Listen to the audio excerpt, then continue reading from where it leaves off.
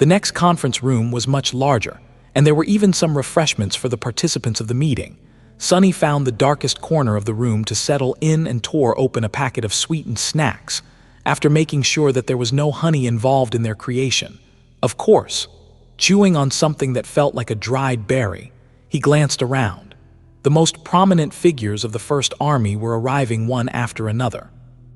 There were a few mundane commanders, but most of them were ascended. Eventually, he counted no less than 21 masters, including the 4 irregulars. Neve and Roan were also present, so he gave them a wave. What interesting friends you keep, Sunny. He shrugged. What about them? Soul Reaper chuckled. No, nothing. It's just that here's a room full of government ascended, and the 2 you're waving to are both connected to the great clans. If I didn't know you better, I'd think that you've a bit of a fondness for social climbing. Sunny scoffed. The only climbing I'm fond of is, actually, never mind that. Weren't you the one who helped me broker a deal to get out of joining Valor, anyway? Surely you understand that a precious jewel like me doesn't need connections to earn the favor of a great clan. Hearing Jet laugh quietly, he added with a straight face. Thanks for that, by the way. The mere thought that I could have been living like a prince somewhere in Bastion instead of spending quality time here in Antarctica makes me feel slightly nauseous. Who needs luxury when you can have unlimited military rations, right? Winter stared at him from behind her sunglasses and grinned. I didn't know that Valor tried to recruit you and you refused. Was she really ugly? Sunny raised an eyebrow. No, what do you mean? Winter shook her head.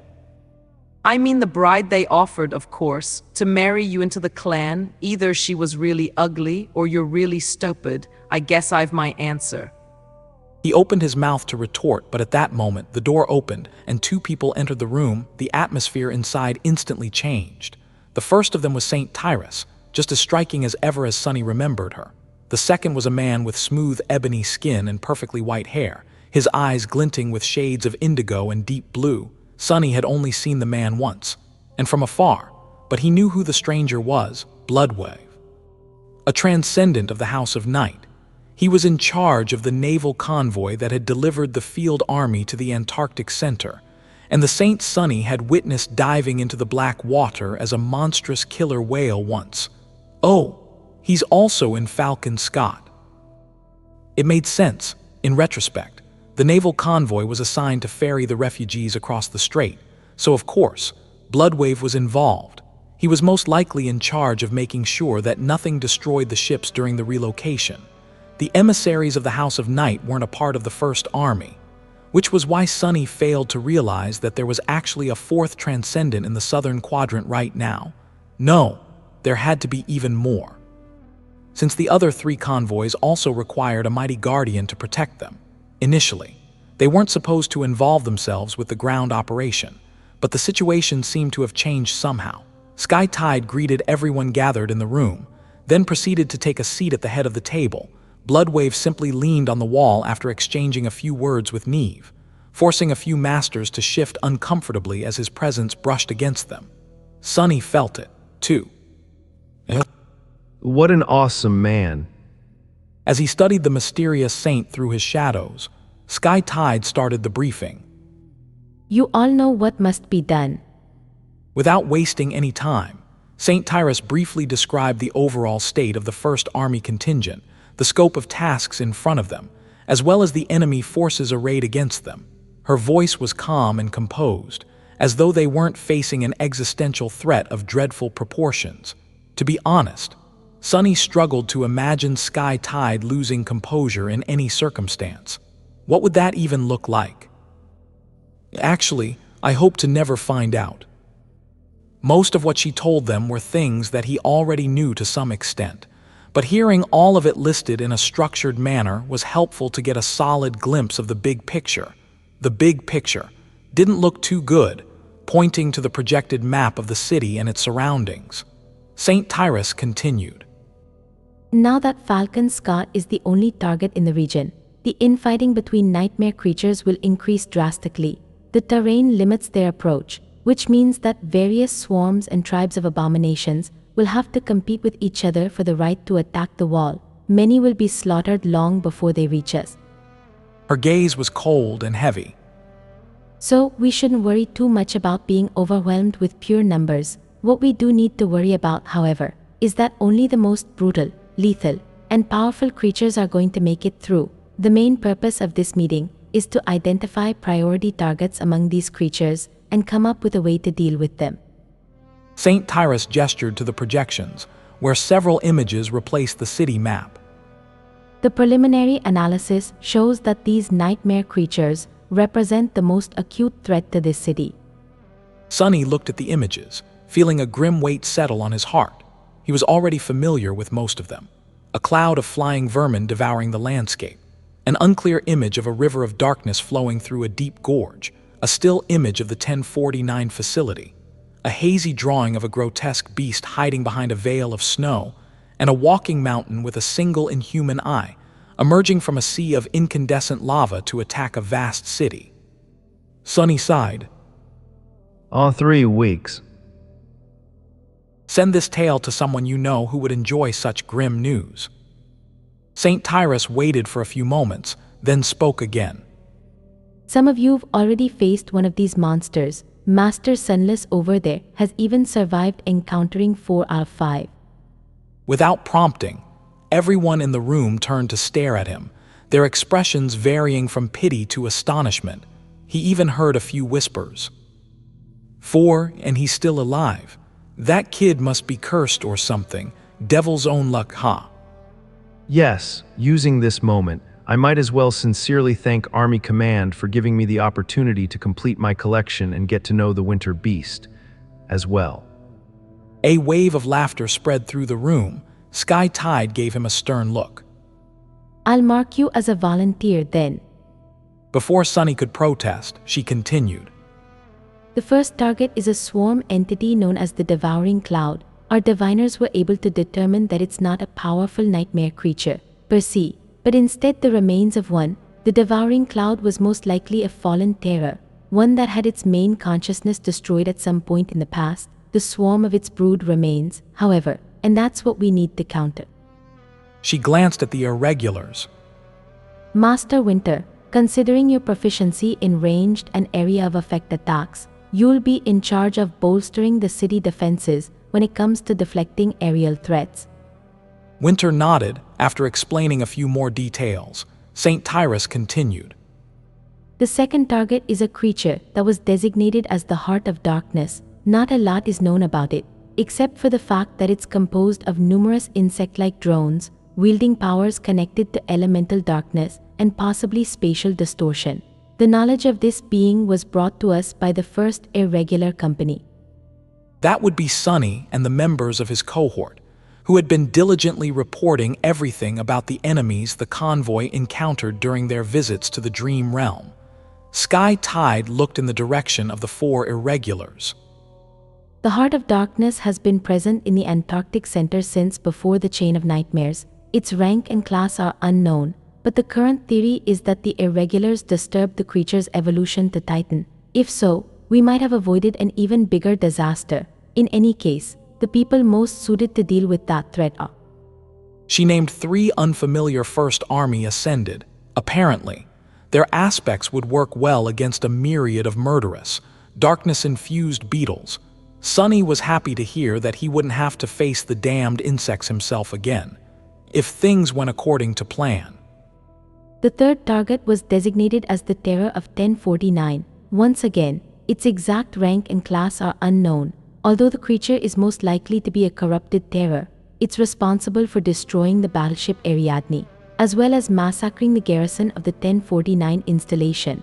Master Sunless is the only known survivor of the attack, so he's the best person to inform us about this threat. Sonny lingered for a few moments, then shrugged. There's not much to tell. The bastard hides underwater and kills people by luring them into the ocean with immensely powerful mind manipulation. It also places a mind hex on everyone else to make them ignore the victims. That's the pattern of behavior that I witnessed, which isn't to say that the creature doesn't have other means of attack. You can read the details in the reports we submitted. He thought a little, and then added, If there's one strange thing about that terror, it's that it emerged from the gate alone. It doesn't seem to have an entourage of weaker nightmare creatures to defend it, either, which might be a vulnerability. Also, there has to be some kind of limitation to its ability to wipe out large groups of people. Otherwise, it wouldn't have waited weeks to kill everyone at 1049. Sky Tide nodded. Saint Bloodwave, Master Neve, since the creature appears to be aquatic in nature, it's going to be your responsibility to hunt it down. The terror can't be allowed to approach the city. The emissaries of the House of Night simply nodded. Sunny hoped that they had enough mind protection memories. Meanwhile, Saint Tyris turned to the image of the winter beast. A hint of contempt appeared on her beautiful face. The winter beast was recently confirmed to be a corrupted titan. I can't kill it, but I will contain it. Dealing with the creature will be my responsibility. Many of the people in the room paled at the mention of the creature's rank. Master Roan especially seemed to have a grave expression, ignoring the somber mood. Sky Tide turned to the last image. Which leaves us with the fallen titan Goliath, the creature responsible for the obliteration of Erebus Field. Do note that, as of now, we have only experienced its physical might. The exact nature of Goliath's powers is still unclear, so we don't know enough to determine how to destroy him. The masters grew silent, staring at the frightening image of a stone colossus walking across a desolate landscape. In that silence, there was suddenly a calm voice. The voice declared, "I'll kill Goliath." Everyone turned around, staring at Sunny with confused expressions. He smiled. The bastard owes me a new armor, plus, I've never killed a titan before, should be an interesting experience. Most of them shook their heads. This isn't a good time for empty boasts, kid. Sunny shrugged. As good a time as any. Saint Tyris studied him for a few moments, then turned away. In any case, Before she could finish, though several communicators in the room notified their owners about a received message, Sunny raised an eyebrow. That was unusual. Falcon Scott was still in the area of effect of the winter beast, so there was no network connection anywhere inside the city walls. There was a powerful communication array, though, connected via a chain of special relays to eastern Antarctica. Its bandwidth was very limited and mostly monopolized by Army Command. Sunny had to spend a considerable sum of contribution points to receive a small quota, which allowed him to get in contact with Rain. Still, the quota was small enough for him to have to count symbols when composing messages, and instead of a constant connection, data packets were uploaded and downloaded twice a day, according to a strict schedule. He glanced at his own communicator to check time. It was around 10 in the morning in the northern quadrant, which, translated to local time, would be nowhere near the scheduled activation period of the array. Even more interesting were the people who received the message. There were only 3 of them: Sky Tide, Bloodwave, and Soul Reaper Jet. Well, interesting. Saint Tyris read the message and frowned slightly. The other transcendent sighed, then briefly showed his communicator to Neve and hid it. Master Jet glanced at the screen and showed no reaction whatsoever. Remaining in her usual relaxed pose, Sunny hesitated for a moment, then leaned toward her and asked quietly, What was that about? Master Jet glanced at him and shrugged. A saint died this morning in the dream realm, while heroically defending a citadel from some vicious nightmare creature, one of Valor's. Sunny was taken aback a little. Saints didn't die too often. Soul Reaper smiled a little. Some vicious nightmare creature. Yeah, things are going to accelerate a lot now, not that it matters to us here, for now. Sunny was sitting on the battlement of the defensive wall, looking at the apocalyptic sight of a giant horde of nightmare creatures advancing on the city. There were so many of them that it seemed as though the ground itself was moving, flowing forward as it seethed and churned. The darkness surrounding the city was chased away by dozens of flare rockets, which slowly drifted down from the black sky like bright falling stars. On the ground, rivers of flame were devouring the carcasses of the abominations that had been slain in the previous assaults. The incendiary mixture burned long and hot, but luckily enough, The stench of scorched flesh could hardly reach the top of the wall. Pillars of smoke rose into the sky, twisting as they struggled to support its weight. And above it all, obscured by dark clouds, ghostly lights of the aurora swirled with shades of crimson. The battle was about to begin. As the advancing sea of nightmare creatures crossed an invisible line, the powerful mass drivers installed on the bastions of Falcon Scott came to life, flashing with electric light as they sent heavy tungsten rounds flying forward with terrifying speed. The rail gun fire was accompanied by deafening thunderclaps, making the whole wall shake and vibrate. Even though the tungsten rounds weren't explosive, they impacted the horde with enough force to produce flashes of light and a devastating shockwaves that pulverized dozens of nightmare creatures and cut bloody swathes through their mass. The horde, however, continued forward unperturbed. A moment later, the breaches created by the first salvo of the rail guns were entirely gone, and the abominations rushed forward with murderous frenzy. As the mass drivers accumulated new charges, the heavy caliber turrets placed along the wall joined the fray. Long tongues of fire bloomed from their barrels, and thousands upon thousands of bullets filled the air. The shining streams of them twisted as they slid across the horde, decimating countless creatures. The noise of the turret barrage was dire and cacophonous. Sonny winced unhappily. War was a lot of things, but mostly it was loud. He glanced at the 70-meter drop below him, then concentrated on his hands again. His fingers were spread apart and moving, as if performing an elaborate dance. From the side, it looked as if Sonny had either gone crazy or was trying to cast some strange hex. Of course, he was doing neither. Instead, he was weaving shadow strings. It was just that the slowly forming threads of essence were only visible to him. Luckily, the members of his cohort were long accustomed to their leader's eccentric antics, so they weren't paying it any attention. Instead, all 6 were tensely observing the approaching horde. Once the hundreds of MWPs stationed on top of the wall braced themselves and opened fire, Samara placed the barrel of her rifle on the battlement and leaned into the scope. Before she could charge a shot, however, Sonny placed his hand on her shoulder and shook his head.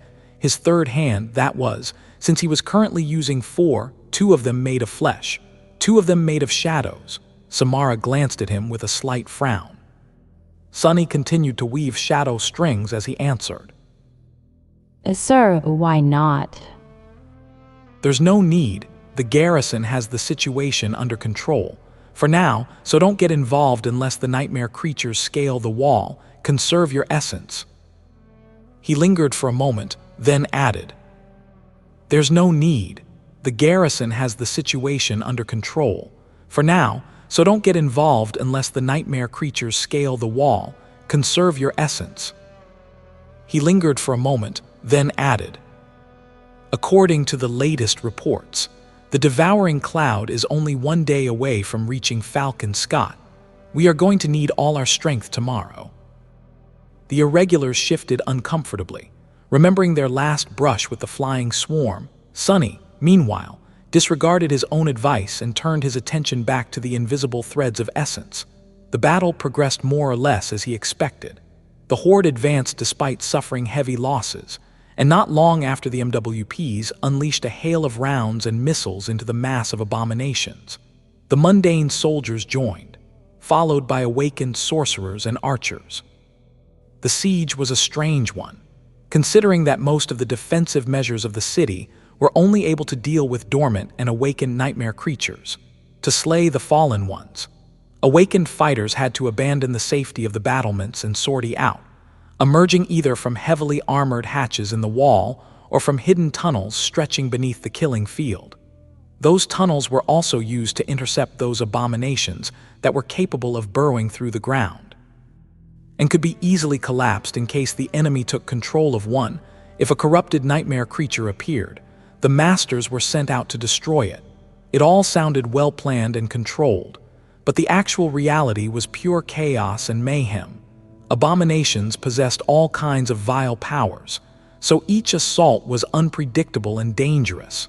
Each victory took a lot of human lives to achieve.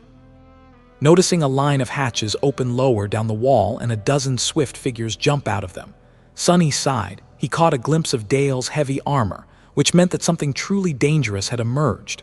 Army command was strangely protective of the irregulars, mostly keeping them in reserve for now. They were probably meant to do their part of the dying once the priority targets showed up, considering that night's cohort had been unleashed, though.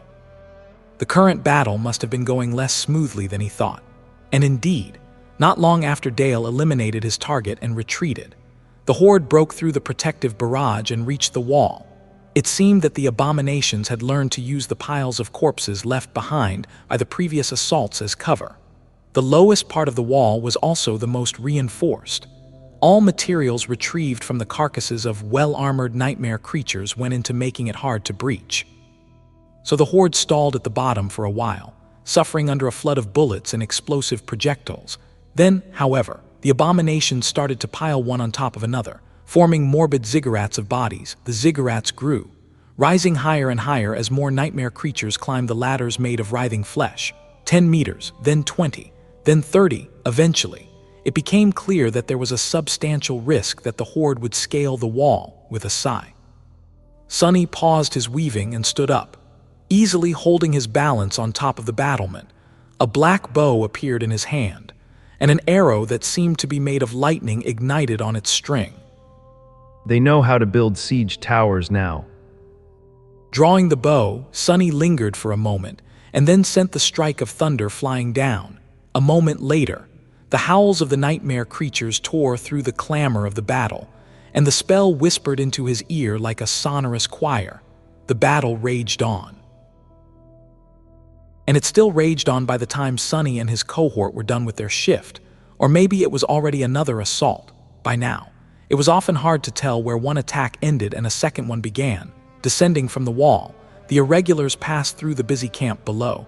Lumbering loaders were racing to send heavy ammunition containers up. Wounded soldiers were being triaged and tended to. Fresh reinforcements were waiting their turn to enter the elevators. Here and there, a damaged MWP stood, being hastily repaired by a crew of technicians, leaving the staging area. They soon reached the Rhino. The mighty vehicle wasn't in the best shape, but it could still be used to get around the city. Plus, while the members of the cohort had decided to bunk in comfortable barracks, Sonny chose to remain in the familiar APC. He had even learned how to drive it. Well, more or less, from Luster. Are you coming with us, Captain? Sorry, Major. Kim looked away awkwardly after asking the question. Sonny simply shook his head. Not today. I have a couple of errands to run, so just take the Rhino to the barracks and then park it in the usual spot. And rest well. Tomorrow is going to be a long day. Although the cohort had ended up not doing much today, everyone was still tired. They quickly drove off, leaving Sonny alone. Day 4 of their stay in Falcon Scott was coming to an end, circulating his essence to fasten its replenishment rate. Sonny walked for a few minutes, breathing in the cold air as the hum of distant explosions washed over him. Then, he jumped on the step of a moving transport and allowed it to carry him closer to his destination. The vistas of a city at war floated past him. Too many refugees crammed into too few buildings. Everyone was doing their best to create some sort of passable environment for themselves and their neighbors. But there were a lot of problems.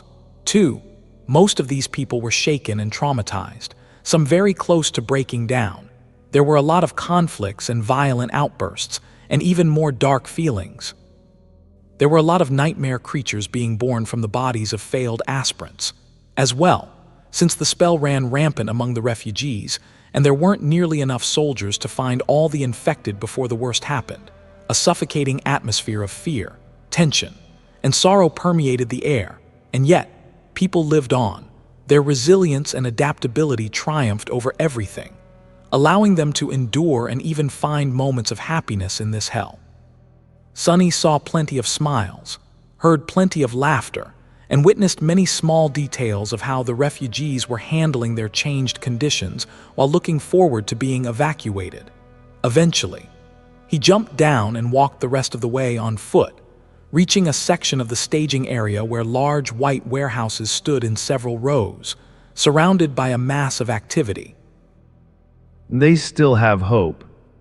That was where scavenged materials were being processed and refined for the use of the First Army. A tired-looking engineer met him at the gate, Major Sunless.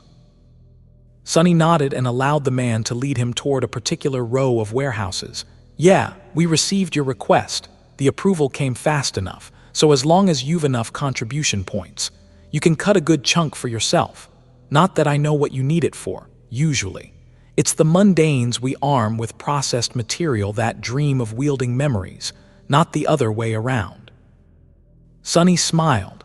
The warehouses were full of nightmare creature carcasses, those valuable enough to be retrieved from the battlefield and processed by the army. The corpse of the remnant of the Jade Queen, the corrupted tyrant he and Sky Tide had killed, had been placed here once. For example, the incredibly durable jade carapace of the monstrous beetle was then refined and used to reinforce a section of the wall.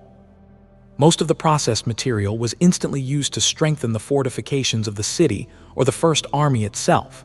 There were all kinds of things that could be done with various parts of nightmare creatures, from crafting melee weapons and upgrading the armored shells of MWPs to powering exotic spelltech mechanisms. That was why Sonny had to push his weight around, bargain a little, and spend a bunch of contribution points to receive a modest quota, studying the warehouses. He asked, There was a corrupted devil yesterday that managed to breach the wall. Where is it kept? The engineer stared at him for a few moments. I am sorry, sir. I've no idea which one of them breached the wall. We just receive the carcasses and come up with ways of dismantling them. Another team then thinks of a way to actually use the parts. Sonny blinked a couple of times. Makes sense. Just show me the corrupted material then. He was led through several warehouses, studying a series of ghastly corpses, one more frightening than the other.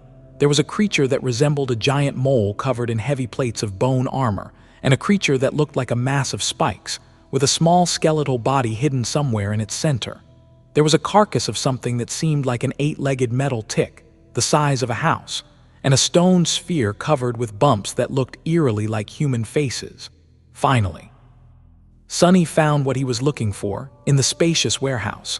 A large carcass was laying on the floor, surrounded by alloy scaffolding. The creature was vaguely humanoid in shape, bone-white, with countless rows of needles bristling from its back. Oh, damn. Each needle was about 3 meters long, wide enough for him to barely be able to grasp it with a hand, and weighed too much for several adult men to lift it. They were made of a strange material that seemed to be somewhere between metal and bone, and wickedly sharp. Yesterday, the devil had shot these needles at the wall, shredding the armored alloy as though it was paper. Sonny stared at the dead abomination, then nodded. Yes, that should do. The engineer glanced at him with interest. The needles, how many do you want? Sonny shrugged. 1 should be enough. Deciding not to bother the processing team, he summoned the Sin of Solace and listened silently to its whispers while cutting one of the needles. The engineer observed him with curiosity. I am sorry, sir, but can I ask what you need it for? Sonny grunted as he lifted the needle and placed it on his shoulder. Then, he glanced at the man. Sorcery practice. Carrying the needle on his shoulder, Sonny chose to walk to his next destination. The thing was heavy enough that even a master like him felt a bit of strain after a while, so he had to wrap himself in the shadows at some point. People were giving him weird glances, but no one said anything. The puppeteer's shroud identified Sonny as an awakened, and awakened were known to do strange things on occasion. Sonny also found that mundane people often acted shy in front of him ever since he had become a master, which pleasantly cut the number of awkward conversations he had to have, so he just had to be careful not to hit anyone with the unwieldy needle by accident. As he walked, Sonny decided to check on his runes out of boredom. Shadow fragments. 2471-4000. He smiled a little. The siege of Falcon Scott might have been a terrible affair. But one thing it didn't lack was enemies to kill. The rate at which he earned fragments increased a lot in the past 3 days. By now, the change made by each individual fragment was insignificant, but it added up. He was now considerably stronger than he had been at the start of the Antarctica campaign, and the 5th Corps wasn't as unachievable as it had once seemed. Nephi's was still far away from reaching Terror, too, which meant that he finally had a chance of catching up to her class. At least for a short while. Does it even matter now? In the end, both of us will either be titans or dead. Nightmare was subjugating many dreams these days. As well, all in all, Sonny was in good shape. His cohort had been forged into one of the deadliest combat units on the continent, with each member honing their skills to a truly fearsome degree. All that was left to propel him to an entirely new level of power was for Saint to emerge from her evolution. Maybe, just maybe, they would indeed manage to hold Falcon Scott for 3 weeks. Sonny made way for a column of military vehicles and looked at the crowd of refugees around him. Yeah, doubtful. With a sigh, he made a turn and approached one of the hastily erected dormitory towers. This one looked more substantial than most, but not by much. Looking up, he saw a vast expanse of glowing windows, with thousands and thousands of humans taking shelter from the cold within. He glanced at the Devil's Needle, then awkwardly spun it and thrust the point deep into the ground. Taking it into the building would have been a hassle, and Sonny was sure that no one would steal it. The thing weighed more than any mundane human, or even a group of them, could carry away. The problem, though, was that the needle was so sharp that it continued to sink into the frozen soil under its own weight. Sonny stared at it resentfully for a moment, then repeated the process, this time thrusting it into the ground with the dull end. Finally satisfied, he walked to the entrance to the tower, where a lone civilian was shoveling snow away. As he was passing, the man flinched and stared at him with wide eyes. Sonny sighed inwardly. Am I really so scary? Captain Sunless, is that you? Surprised, Sonny raised an eyebrow. Yes, technically it's Major now, do I know? Before he could finish the sentence, the civilian dropped the shovel and grabbed his hand, shaking it vigorously. Sonny froze. It's you, Master Sunless, sir. My family and I are only alive because of you. After Erebus Field, I thought, sorry, but you brought us all here. Thank you so much. Sonny didn't know how to behave in that situation, but thankfully, the civilian finally let go of his hand and hastily opened a small bag hanging on his belt. A moment later, Sonny found himself holding a carefully packed sandwich. What the hell is going on? Please take this. I know it's not much, but my wife made it herself. You probably don't get a lot of home-cooked food standing there on the wall. Sonny wanted to return the sandwich to the man, but then lingered. The refugees weren't starving, but he knew for a fact that most of the rations they had access to were no different from what he had been accustomed to in the outskirts.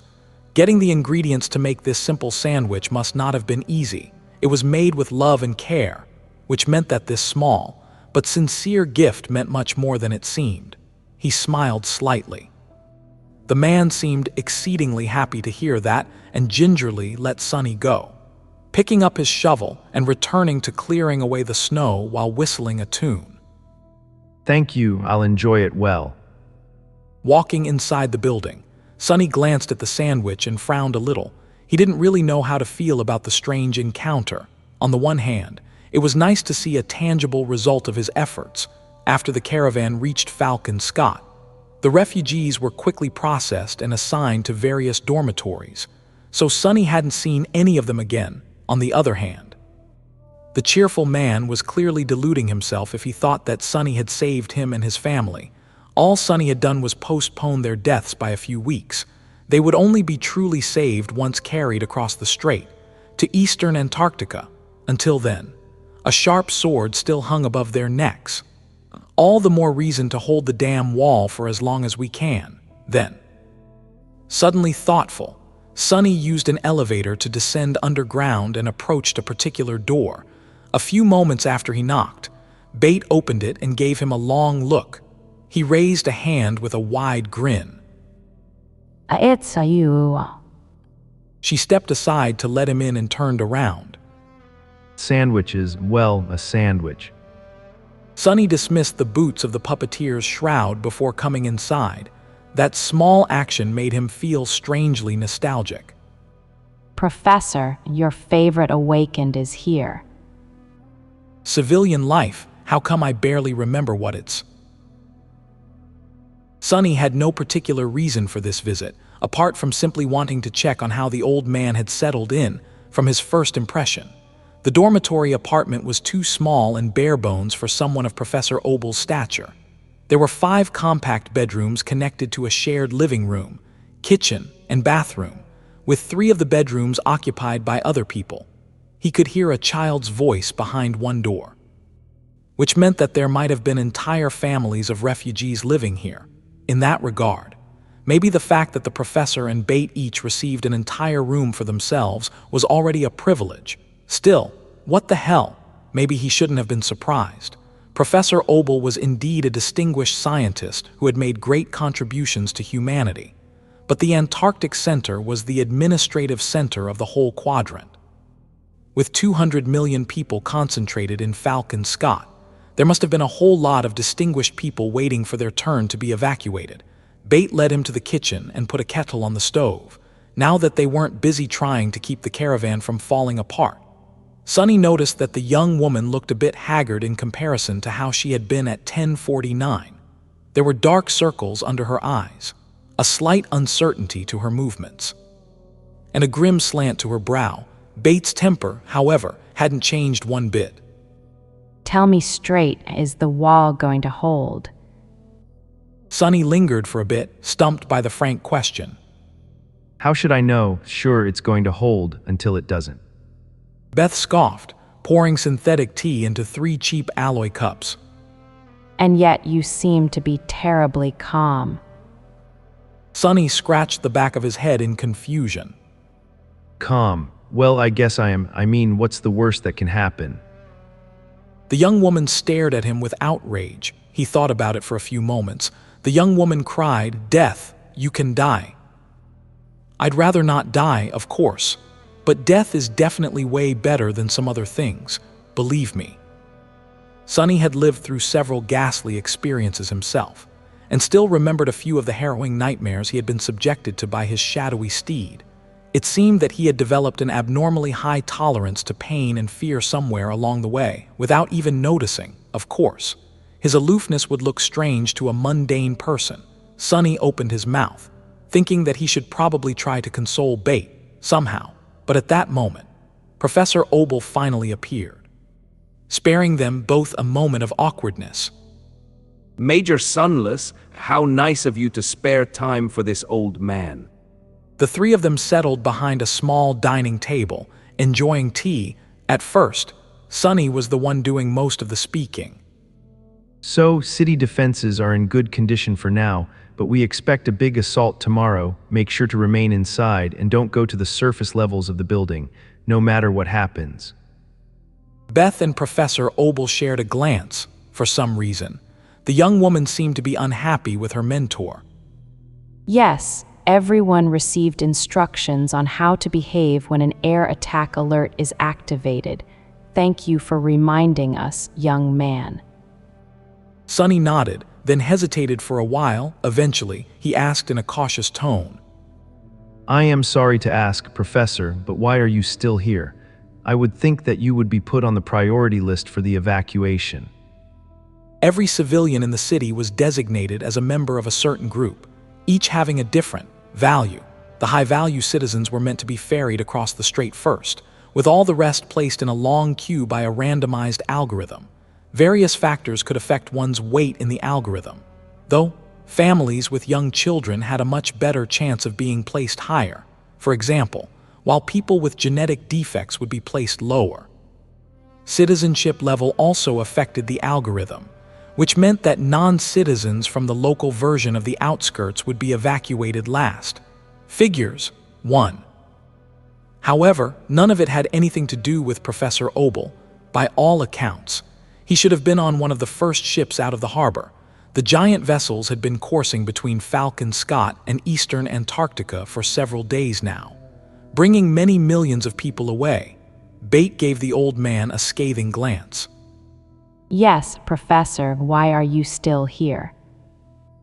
Before he could say anything, the young woman turned to Sonny and said with indignation, Believe it or not, the old the professor gave up his position on the priority list, saying that he wouldn't leave without his assistant, and since I've nothing to do with the high-value group, we are both stuck in the standard selection group now. Gods only know when we'll be assigned a placement in the queue, let alone get to leave.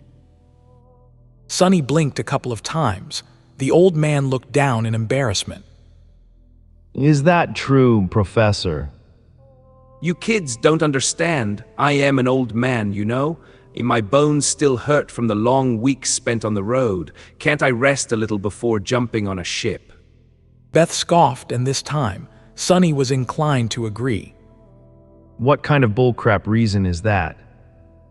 There was obviously something deeper going on, hopefully. The professor simply didn't want to leave Bait behind, which was already stupid, if he was on some self-sacrificial mission. Though Sonny had to set him straight, he opened his mouth to say something. But at that moment, the kid he had heard earlier barged into the kitchen, holding a makeshift toy in her hands. Professor Obel gave Sonny an apologetic look, then smiled at the child and picked up the toy.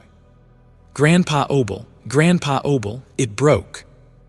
It broke all by itself. Well, don't worry, I'll fix it up again. Your friend is going to be as good as new in no time. Sonny stared at the two of them, then said in a subdued tone, Professor, there's a difference between being brave and being suicidal. You've to get on a ship as soon as possible. The wall isn't going to hold back the enemy much longer. Not everyone will. The old man patted the child on the head, then simply looked at Sonny and smiled. All the more reason for the army to make sure that it holds for as long as possible, then. It's not as if we're not trying. Wait, isn't that what I said myself? Sonny winced, then finished his tea in one gulp and stood up. I guess you're right, I'll be going then. He glanced at Bait. With that, Sonny left the small apartment and returned to the surface. Contact me if you need anything. Picking up the devil's needle, he grunted and put it back on his shoulder. Damned professor, as if I don't have enough headaches already. Grumbling quietly, Sonny carried the heavy needle as he headed toward the distant barracks. Sonny found the rhino without any problem, since it was parked near the military barracks. Getting the corrupted devil's needle through the main hatch had turned out harder than he had expected, so he ended up climbing to the APC's roof and lowering it through the upper hatch there. Eventually, though, he found himself inside the dark, silent interior of the slumbering machine. It was a bit weird to see the rhino so empty, but not unpleasantly so. With the whole APC to himself, Sonny felt as though he could relax and took off the mask of the confident commander that he was forced to wear in front of most people these days. That damned thing is so heavy. He dragged the needle to the armory, dropped it on the floor, and returned to the lounge area to take a quick shower. Then, feeling fresh and rejuvenated, if a bit sleepy, he summoned the endless spring, plopped down on a couch, and put his feet up. Using the shadow chair as a footstool, Sonny took a sip of cool water, then carefully unpacked the sandwich and took a bite. The sandwich, indeed, had been made with love. It was truly tasty. Mentally thanking the generous refugee, Sonny enjoyed his meal in peace. It was going to be his last opportunity to rest tonight, so he made sure to chew as slowly as he could. Very soon, however, the sandwich was gone and it was time to get to work. Sonny closed his eyes, sighed, and walked to the rear section of the vehicle. There, a small pile of memories lay on the holographic table of the command suite. Sonny summoned a few more, dropped them into the pile, and counted everything. A small grimace appeared on his face. Sonny hadn't only been keeping watch on the wall the past few days. After reaching Falcon Scott, which had become the hub of everything in the Antarctic Center, he had been very busy spending all of his contribution points. As well, getting good memories was hard, but luckily, he was once again going for quantity over quality. Additionally, Sonny had no reason to stick to the official channels. Receiving anything through the Army requisition system was a tough and slow process, especially with the network being down most of the time. So he just traded his points directly to the awakened soldiers for the memories that were useless to them. He had even hired a few sleepers from the caravan to be his errand boys, which made the whole process faster. Shaking his head, Sonny departed the pile of memories alone, cleared some space on the table, and summoned two weapons. One of them was his old and loyal Takai, the Midnight Shard, and the other was Morgan's warbow. You're not fast enough, though. Sonny concentrated for a moment, allowing his gaze to peer through the surface of the two memories. The intricate tapestry of ethereal strings hidden inside them was vast and mind-numbingly complicated. He could already feel a hint of a headache coming on. Sonny was trying to do something that he had never done before. A few things, actually. Firstly, he wanted to recreate an ascended enchantment, which were much more expansive and complex than the awakened and dormant ones he had mostly copied before. Secondly, he wanted to disassemble the structure of a particular enchantment into its basic elements, then heavily modify one of those elements and turn it into an independent enchantment of its own. And lastly, he wanted to create a functional memory from scratch, that he had done on many occasions before, but only in the most rudimentary form. First two steps were already hard enough, but it was the last one that had turned unexpectedly troublesome. As Sonny had discovered out, not all materials had the capacity to sustain powerful enchantments. They would simply disintegrate under strain or be torn apart by the raging essence. He needed refined material to create a powerful memory, hence the needle of a corrupted devil, since Sonny was planning to use transcendent soul shards. Nothing less would do, actually. He wasn't really sure if the needle was good enough for his purposes, either, but it was his best bet. Sonny studied the weave of ethereal strings, and at the same time wove essence threads of his own. He was going to need a lot of them, so there was no time to waste. Minute passed after minute. Merging into hours, Sonny continued sitting motionlessly in front of the two memories, with only the fingers of his 4 hands moving in the air. Eventually, his deep concentration was broken by the sound of an incoming call. Sonny lingered for a few moments, then slowly shifted his gaze to the communicator. As soon as he pressed on it, Master Jet's face appeared on the screen. She was chewing on a piece of roasted monster meat, seemingly very hungry or in a hurry to finish her meal. Hey, how is your side project going? Sonny stared at her incredulously. It's going. It would go better if I wasn't distracted by unexpected calls in the middle of the night. Though, well, anyway, did you manage to get what I asked for? Just swallowed the last piece of the roasted meat, wiped the juice off her lips, and smiled. Yeah, I gathered all the memories that the members of my cohort have no use for. Anyway, why do you need them? That's a crazy amount of contribution points to waste on a bunch of Tier 1 trinkets. Sonny grinned from the corner of his mouth. I am thinking of giving them to a beautiful lady. A spark of curiosity glinted in Jet's eyes. Better be quick with it, then. If she really is a lady, reaching her bedroom might be a slow affair, and we all might be dead very soon. Sonny blinked. What? No, that wasn't what I...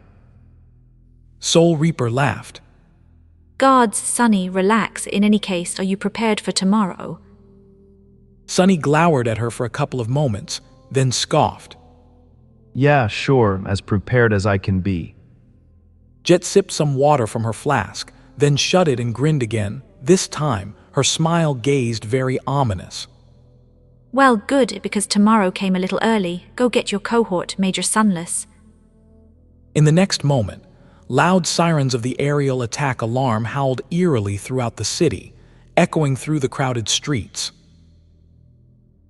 Sonny scrambled to his feet, hastily dismissing the midnight shard and grabbing his bow.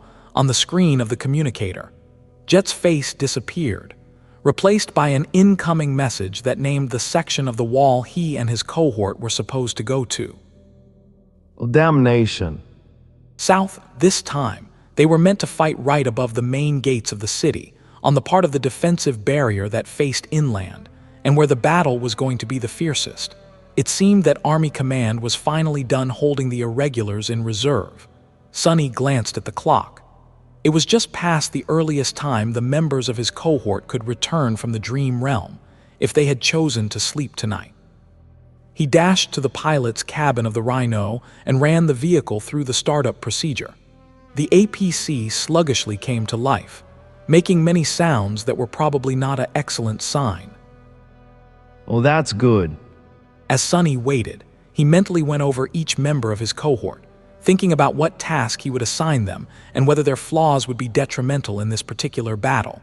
The chances of that were low, but he still needed to check. No one with an especially crippling flaw would have made it through years of service, and soldiers weren't required to disclose them. Sharing something that personal and potentially dangerous could only be done voluntarily. There was nothing about the flaws in the dossier Sonny had read, but after spending months fighting side by side with his people, he deduced most of them. The flaws of the irregulars were indeed not too dire, and most of his people were mature awakened who had had at least a decade to learn how to deal with them. Quentin, for example, seemed to be unable to break a promise. Kim was naturally unassuming. Samara had a leisurely rate of soul essence regeneration. Bell had to work especially hard on his impulse control. Luster, well, that one was beautiful apparent. Dorn's flaw was the cruelest, but it would only become detrimental years from now. His body was slowly, but constantly growing, and would most likely collapse under its own weight one day. Sometime in the future, nothing that would play a role in today's battle, though. All good. At that moment, the hatch of the Rhino opened, making the eerie wailing of the sirens much louder. The members of his cohort rushed in, summoning their armor and weapons as they did. "Captain, everyone's here." Without waiting for Luster to get to the cabin, Sonny lowered himself into the driver's seat and sent the Rhino forward. His driving skills weren't really top-notch, or any good, really, but he could get the APC to the wall, at least. Get yourself ready. You all remember the plan, correct? Since Winter was going to take center stage in the battle against the Devouring Cloud, the irregulars had come up with a few strategies in advance. Sonny nodded. Yes, sir. Well then, go rub Luster's lucky charm. Gods know we're going to need some luck today. Hearing the laughter of his comrades, Luster crossed his arms. Hey, that thing really works. 4 out of the 5 most deadly nightmare creatures in the region. You call that luck? Exactly, and I survived meeting everyone. Chuckling, Sonny concentrated on controlling the massive APC. The Rhino sped through the streets of Falcon Scott. Thankfully, they were mostly empty by now. The air raid sirens had sent the refugees scrambling to get inside. He could see a lot of frightened people still hurrying to reach their assigned dormitories. But mostly, there were only military transports in sight. Briefly, Sonny wondered about the man who had gifted him a sandwich, hopefully. His family had a room below ground. If not, surviving the Devouring Cloud might not be effortless for them. Finally, the Rhino reached the staging area under the wall, not bothering to park it properly. Sonny picked up Morgan's warbow and headed for the exit hatch. His soldiers followed. Concentrate. The army camp was in a state of perpetual, organized chaos, more so today than it had been before. A tense, anxious mood hung in the air. Everyone had a grim expression on their faces, sometimes glancing south with fear hiding in their eyes. Sonny thought that he could already hear the distant, low hum of the approaching swarm. His shout seemed to energize the soldiers, glancing at him with hints of recognition and reverence. They parted, letting the devils march through. Sonny made sure to put on the most calm and arrogant expression he could manage, as if the vast swarm of flying abominations was nothing more than a little annoyance. Look alive. His performance seemed to have worked since some of the tension dissipated. Even the members of his own cohort seemed to relax a little. What? Why the hell are you relaxing? Idiots. You of all people should know how damn terrifying the Devouring Cloud is. I mean, even I am scared. But he wasn't, not really, mostly because the brood monsters had no means of attacking incorporeal targets, so his personal safety wasn't at risk. And because the Devouring Cloud was the least dangerous of the enemies converging on Falcon Scott, it was still supremely dangerous. However, the irregulars entered an open elevator that took them to the top of the wall. Falcon Scott looked strangely empty from the moving platform, its usual liveliness gone. It seemed as if the whole city was holding its breath, hoping that the predator wouldn't notice the prey. Stepping onto the wall, Sonny looked around and noticed a few familiar figures some distance away. Zero chance of that happening. A minute later, he was standing side by side with Jet, Winter, and Dale, looking south over the battlements. The 4 of them remained silent for a while, until Soul Reaper finally spoke, her voice measured. Wow, that's a lot of abominations. Below them, in the distance, the ground was slowly disappearing behind an immense wall of swirling haze. It looked as if the world itself was being devoured, erased from existence by the approaching cloud. Suddenly, Sonny caught himself missing the calm darkness of the underground tunnel. The devouring cloud posed an existential threat to Falcon Scott, but strangely, Sonny wasn't too worried, at least for himself. Perhaps it was the marble shell that gave him confidence, or perhaps it was the presence of the other ascended irregulars. The four of them were a fearsome force by themselves, and there were thousands of other awakened defending the city, to boot, not to mention countless mundane soldiers, impregnable fortifications, and 2 entire saints. Sky Tide had been away, fighting the winter beast somewhere in the wilderness. It was unknown whether she would be able to return in time to participate in today's battle. But Bloodwave was here, protecting the anchored ships. If things went south, he would undoubtedly interfere. Master Jet studied the approaching brood swarm, her icy blue eyes cold and calculating. Then, she sighed. Sonny glanced at her with a silent question, prompting Soul Reaper to shake her head. Something is different. The devouring cloud is behaving differently from how the reports described it. He frowned, then glanced at the distant haze. Indeed, the swarm was acting a bit differently from how it had been before. It seemed slightly less erratic, slightly more driven. The speed with which the devouring world consumed distance was greater than Sonny had expected. Summoning his helmet, Dale shrugged. They probably sensed the 200 million souls behind us who wouldn't hurry to get to a feast. Winter smiled. Well then, let's show them some hospitality. She remained motionless for a few moments, then raised her hands and cautiously removed her sunglasses. A deep sigh escaped from her lips. That was the first time Sonny saw Winter's eyes. They were entirely black, with pupils that resembled 2 drops of coagulated blood. Looking into them made him deeply, irrationally uncomfortable. Several awakened. 3 from Soul Reaper's cohort and 1 from Dale's stepped forward, following Sonny's nod. Luster did the same. Begins. In this battle, Winter was going to be the tip of their spear. Her aspect would play a key role, and so it had to be augmented as much as possible. Several memories started to manifest in the air around the ascended archer. A beautiful handheld mirror, a small skull with a precious jewel embedded into its forehead, a silver coin with the image of a beautiful woman on one side and that of a hideous monster on the other. And at the same time, the 4 awakened activated their own abilities. One started to draw a complicated circle around Winter, saturating it with essence as he went. Another concentrated on the memories, somehow channeling more power into them. Luster simply placed his hand on her shoulder, and then sent Sonny a strangely pleased glance. Sonny rolled his eyes and walked a few steps away. He wrapped one shadow around his body and the other 3 around Morgan's warbow, then evaluated how much essence he had left. That fool. It wasn't as much as he would have wanted, but enough to summon the strike of thunder many times, as well as manifest countless soul arrows in between the shots. He would be able to activate the dying wish, as well, if the abominations managed to get close to the wall. Today, Sonny had a personal goal, to slaughter as many of the brood beasts as possible. Hundreds of them, or maybe even 1,000, with almost all the vile creatures being awakened.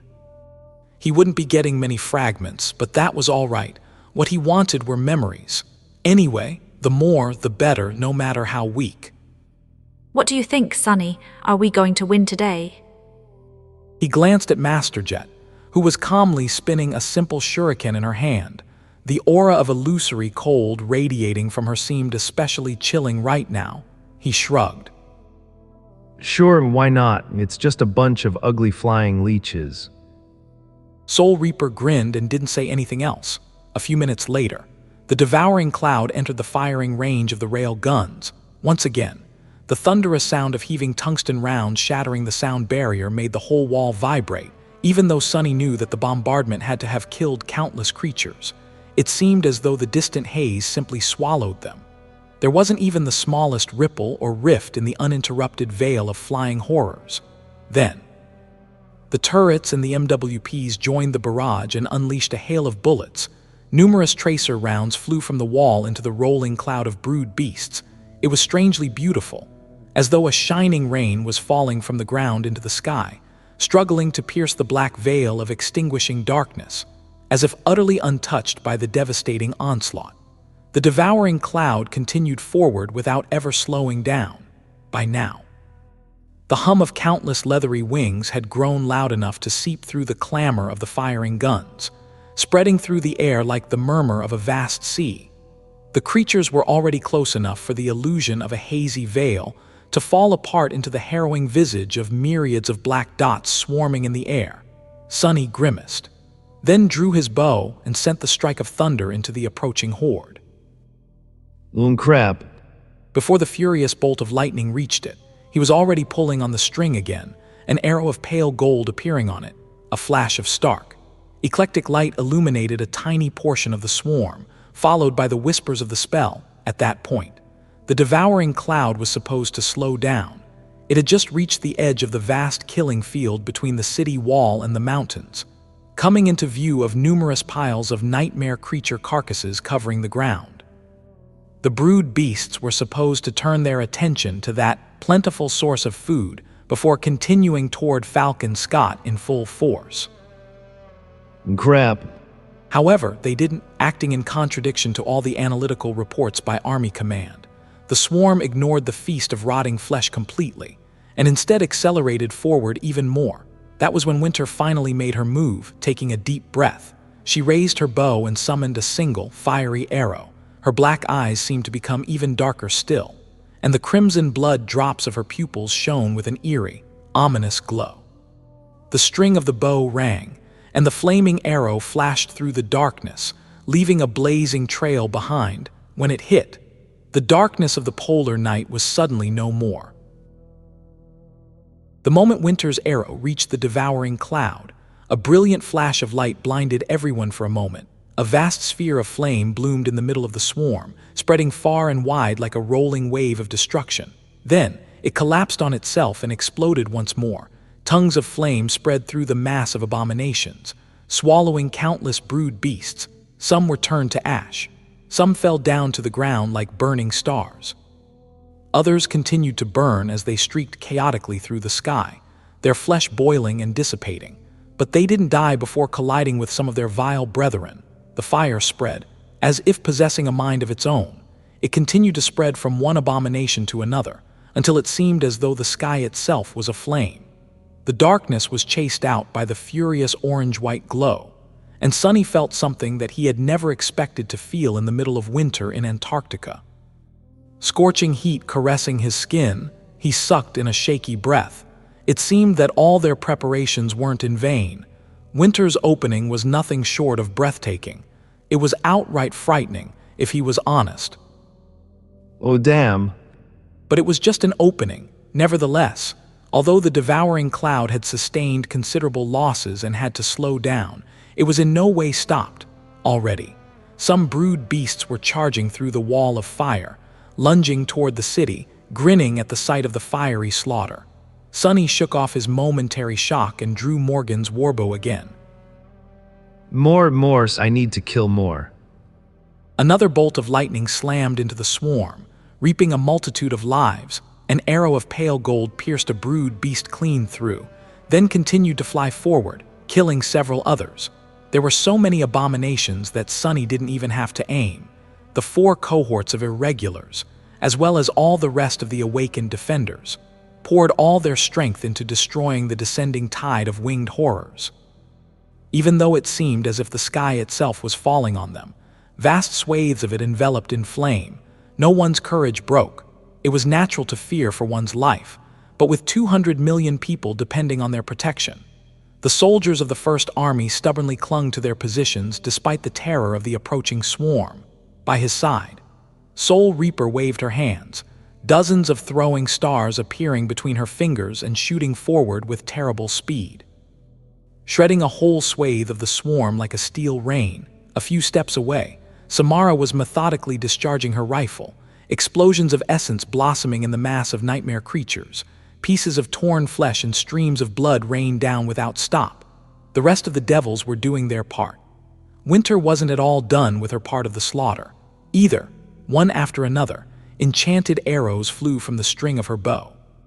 With 4 awakened elites using their aspects to augment hers and a number of powerful memories feeding her their power, the ascended archer became a source of shocking devastation. Sunny finally understood why Winter was sometimes called a walking artillery unit. There were a lot of arrows in her arsenal capable of widespread destruction, and augmented as she was, the scope of that destruction only grew, thanks to her aspect. The arrows never missed. And with luster continuously feeding her soul essence, she had no reason to stop. The devouring cloud was melting in front of his eyes. Morel. You've slain, you've slain, you've slain, you've received, and yet, even with all that destruction summoned upon the brood swarm, it was still advancing on the city. Half of the vast killing field had already disappeared in its shadow, and the first of the winged horrors were already reaching the wall, somewhere to his left. A massive MWP stumbled.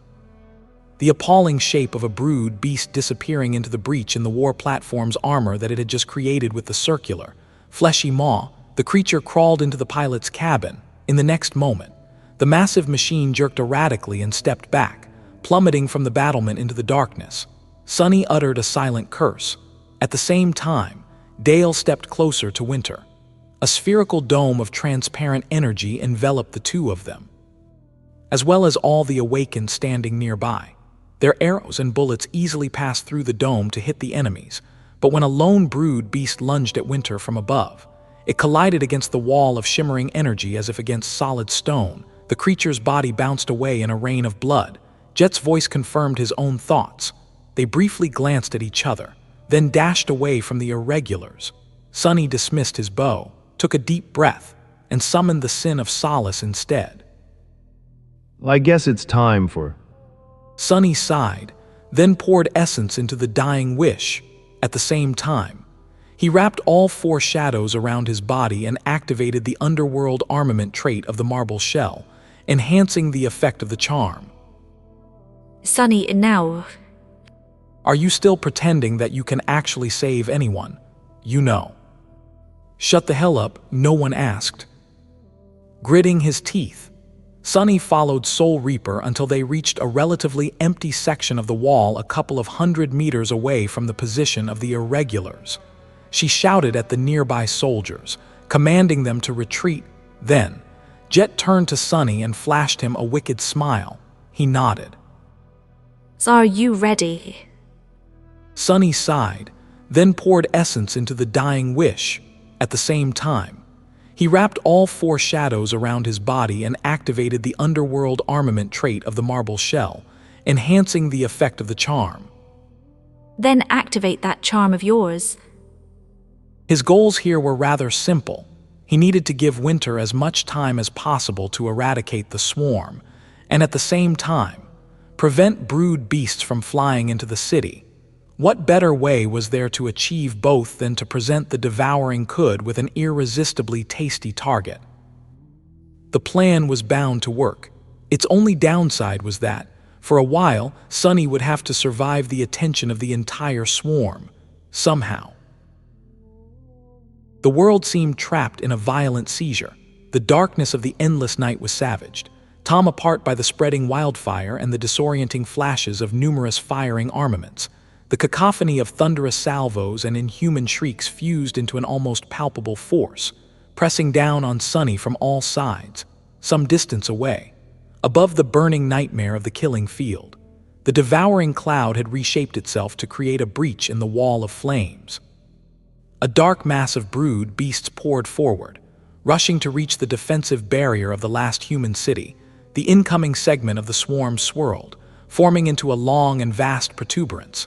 It looked like a giant tentacle that grew and twisted, aiming for a single spot on the city wall, the dome of shimmering energy where Dale and Winter were making their stand. Something is indeed very wrong. Since when was the devouring cloud so purposeful? How could the swarm of mindless brood beasts not only identify the deadliest threat, but also show enough coordinated intent to try taking it out first? Feeling a chill run down his spine, Sunny activated the dying wish and watched as the tip of the dark protuberance pivoted, changing its direction to attack him instead. He glanced at Jet, lingered for a moment, and then asked in a hoarse voice, Are we sure that we want to do this? Sunny murmured, "Wonderful." Soul Reaper lowered her graceful glaive, a thin layer of ice slowly thickening on its silver blade. Brushing her raven black hair back, she smiled from the corner of her mouth. What do our wishes have to do with anything? Sunny looked back at the approaching swarm and sighed. Fair enough. At that point, most of the weapons on the southern section of the wall had concentrated their fire on the advancing protuberance. It was being tomed by the heavy tungsten rounds of the rail guns, the storm of bullets unleashed by countless turrets, the sporadic rifle fire of mundane infantrymen, the memories and abilities of enlightened soldiers. As Sunny watched, masses of miniature missiles shot from the shoulders of the towering MWPs, streaking across the sky and blasting countless monstrosities to shreds. The attacking swarm was continuously breaking and rebuilding itself, new brood beasts instantly taking the place of the killed ones to close the gaps. It wasn't showing any signs of slowing down, though, which meant that Sunny wouldn't escape it. Well, he wasn't worried. Sunny winced and glanced at the Sin of Solace with displeasure. His mental defenses were supposed to be quite high right now. Why wasn't the damned sword affected at all? Sure you are.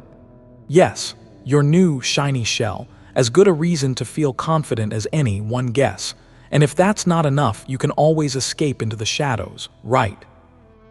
Sunny pretended not to hear the insidious voice. Have you not stopped to think about Jet, though? Where would she escape? Are you ready to watch her die? You better be. An outsider like her doesn't matter anyway. Sunny glanced at Master Jet, who was observing the swarm by his side. Her beautiful face was calm and focused. He sighed. You're very proud of yourself, aren't you? Toying with me, playing on my deepest fears and insecurities, but aren't you embarrassed of yourself a little? The Sin of Solace didn't answer. I'll admit, you did catch me by surprise a couple of times. However, now that I know what to expect, why would such childish jabs have any effect on me? I don't know whether you really are the voice of the cursed sword, or simply a part of my own subconscious twisted by it, although the latter seems more probable. However, one thing I do know is that you're out of your league here, buddy. He shook the beautiful giant slightly. I mean, who do you think you're? You aren't the voice of Ariel, the demon of dread. You're merely a memory of an echo, of a whisper, something that pathetic wants to drive me crazy. Please don't make me laugh. There were a few moments of silence, and then the insidious voice answered mockingly. And yet, here you're, talking to an imaginary voice in the middle of a battle. Sunny smiled. So what? Hearing voices and talking to myself is somewhat of a hobby of mine. Been there, done that. He pushed the annoying whispers to the back of his mind and concentrated on what was about to come. A small shadow suddenly fell from the sky. Sunny almost moved to attack it, but then held himself back. In the next moment, a familiar crow landed on Jet's shoulder, glanced at him arrogantly, and turned to its master. Swam, swam. Jet patted the bird on the head with a small smile. Yes, I know, and now go. It's going to be too dangerous for you.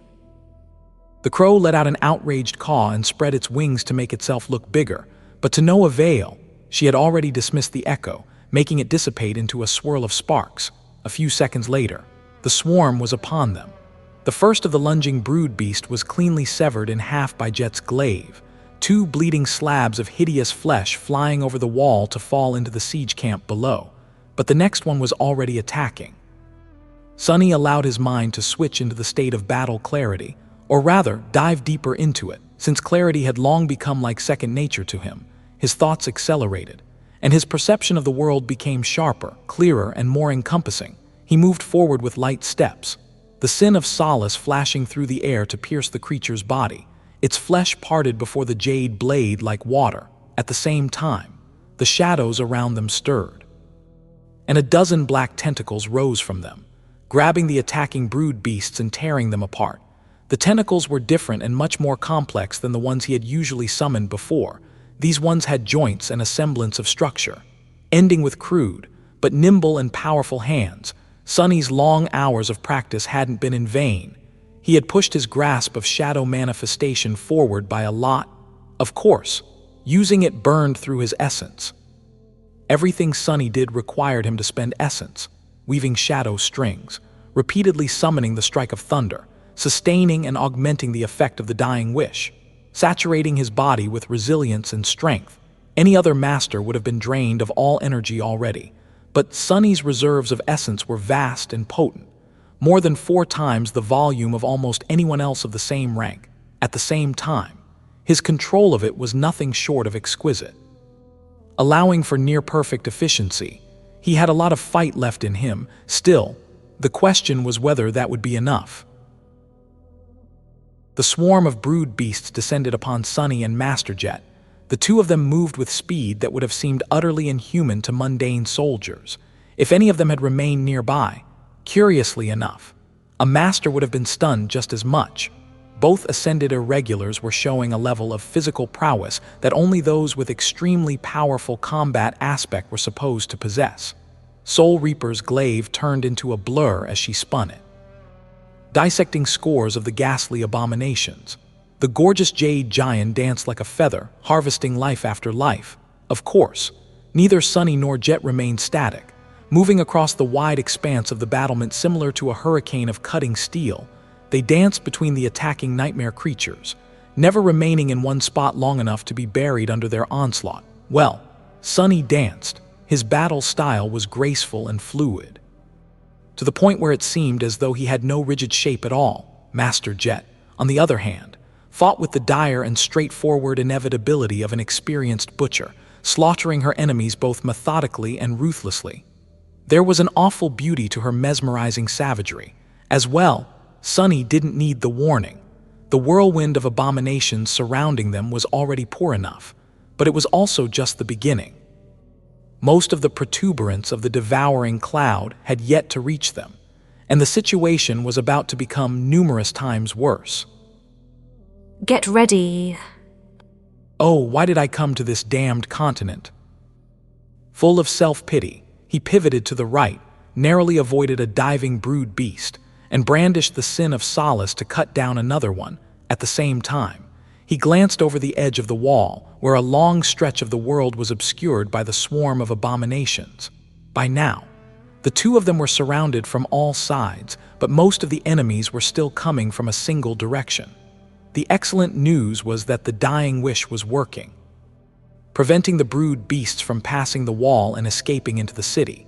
The poor news was that he couldn't see the glow of winter's flames at all now, which meant that the part of the swarm attacking them was a second at most from growing much harder to deal with.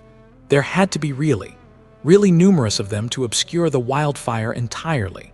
Sunny called upon the shadows, and a black wall suddenly rose between the battlement and the main body of the protuberance.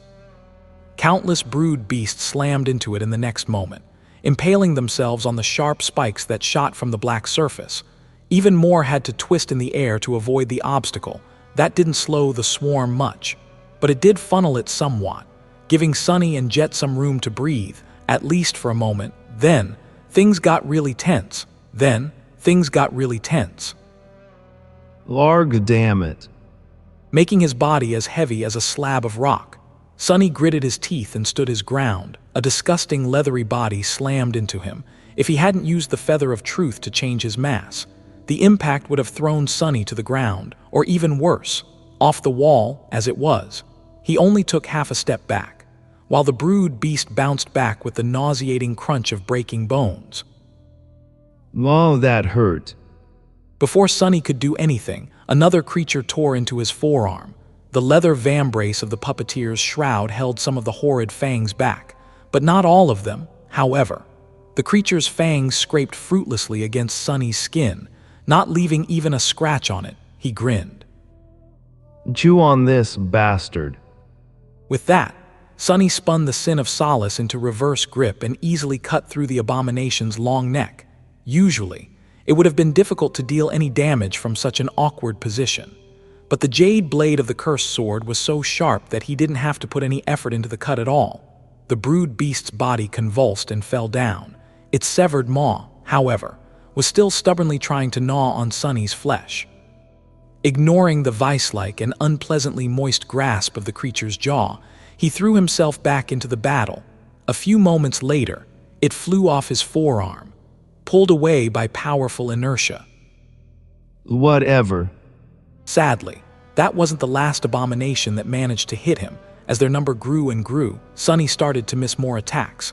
Most of them failed to penetrate the adamantine barrier of the marble shell, but a few didn't. There were now shallow scratches here and there on his body, and their number was swiftly increasing. Master Jet was in a similar position, although she didn't seem to be bothered by it at all, even though her black leather armor was torn and shredded. Revealing glimpses of alabaster skin and trickles of crimson blood, she fought with the same unrestrained, magnificent brutality. There was even a dark, wicked grin on her face. He wasted a moment to shift his sight and glance at her core, only to see that it was brimming with essence. Full to the limit, that cost him another scratch, as well as a pang of envy. What's wrong with that woman? Damn it, Master Jet's aspect is simply cheating.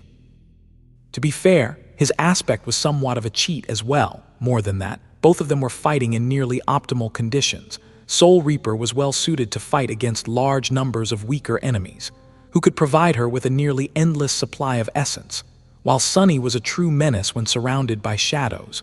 Throughout the cruel length of the polar night, the whole world was enveloped by shadows, and he was their master, and yet both of them were in dire danger. Even if individual brood beasts didn't pose much of a threat to the two ascended, thousands and thousands of them did. An army of ants was more than capable of killing an elephant, whatever an elephant was, grinding his teeth. Sunny danced between the countless abominations and felt his own essence disappear with frightening speed. Winter better be very busy obliterating the main body of the swarm fast. Black pillars of smoke rose into the sky, obscuring the stars like a smoldering veil. Between the roiling dark heaven and the cold, ravaged land, a fiery inferno seethed and swarmed, drowning the world in a scorching orange glow, surrounded by numerous abominations and the cacophonous roar of heavy armaments. Sunny and Jet fought against the Devouring Cloud. The wind was picking up, struggling not to slip on the fetid blood that covered the alloy expanse of the battlement. Sunny pulled Soul Reaper close and bent down, summoning a dome of shadows to surround them. His breathing was hoarse and labored. There was no light inside the improvised shelter, and the brood beasts were already attacking it, the whole structure trembling under an onslaught of heavy blows.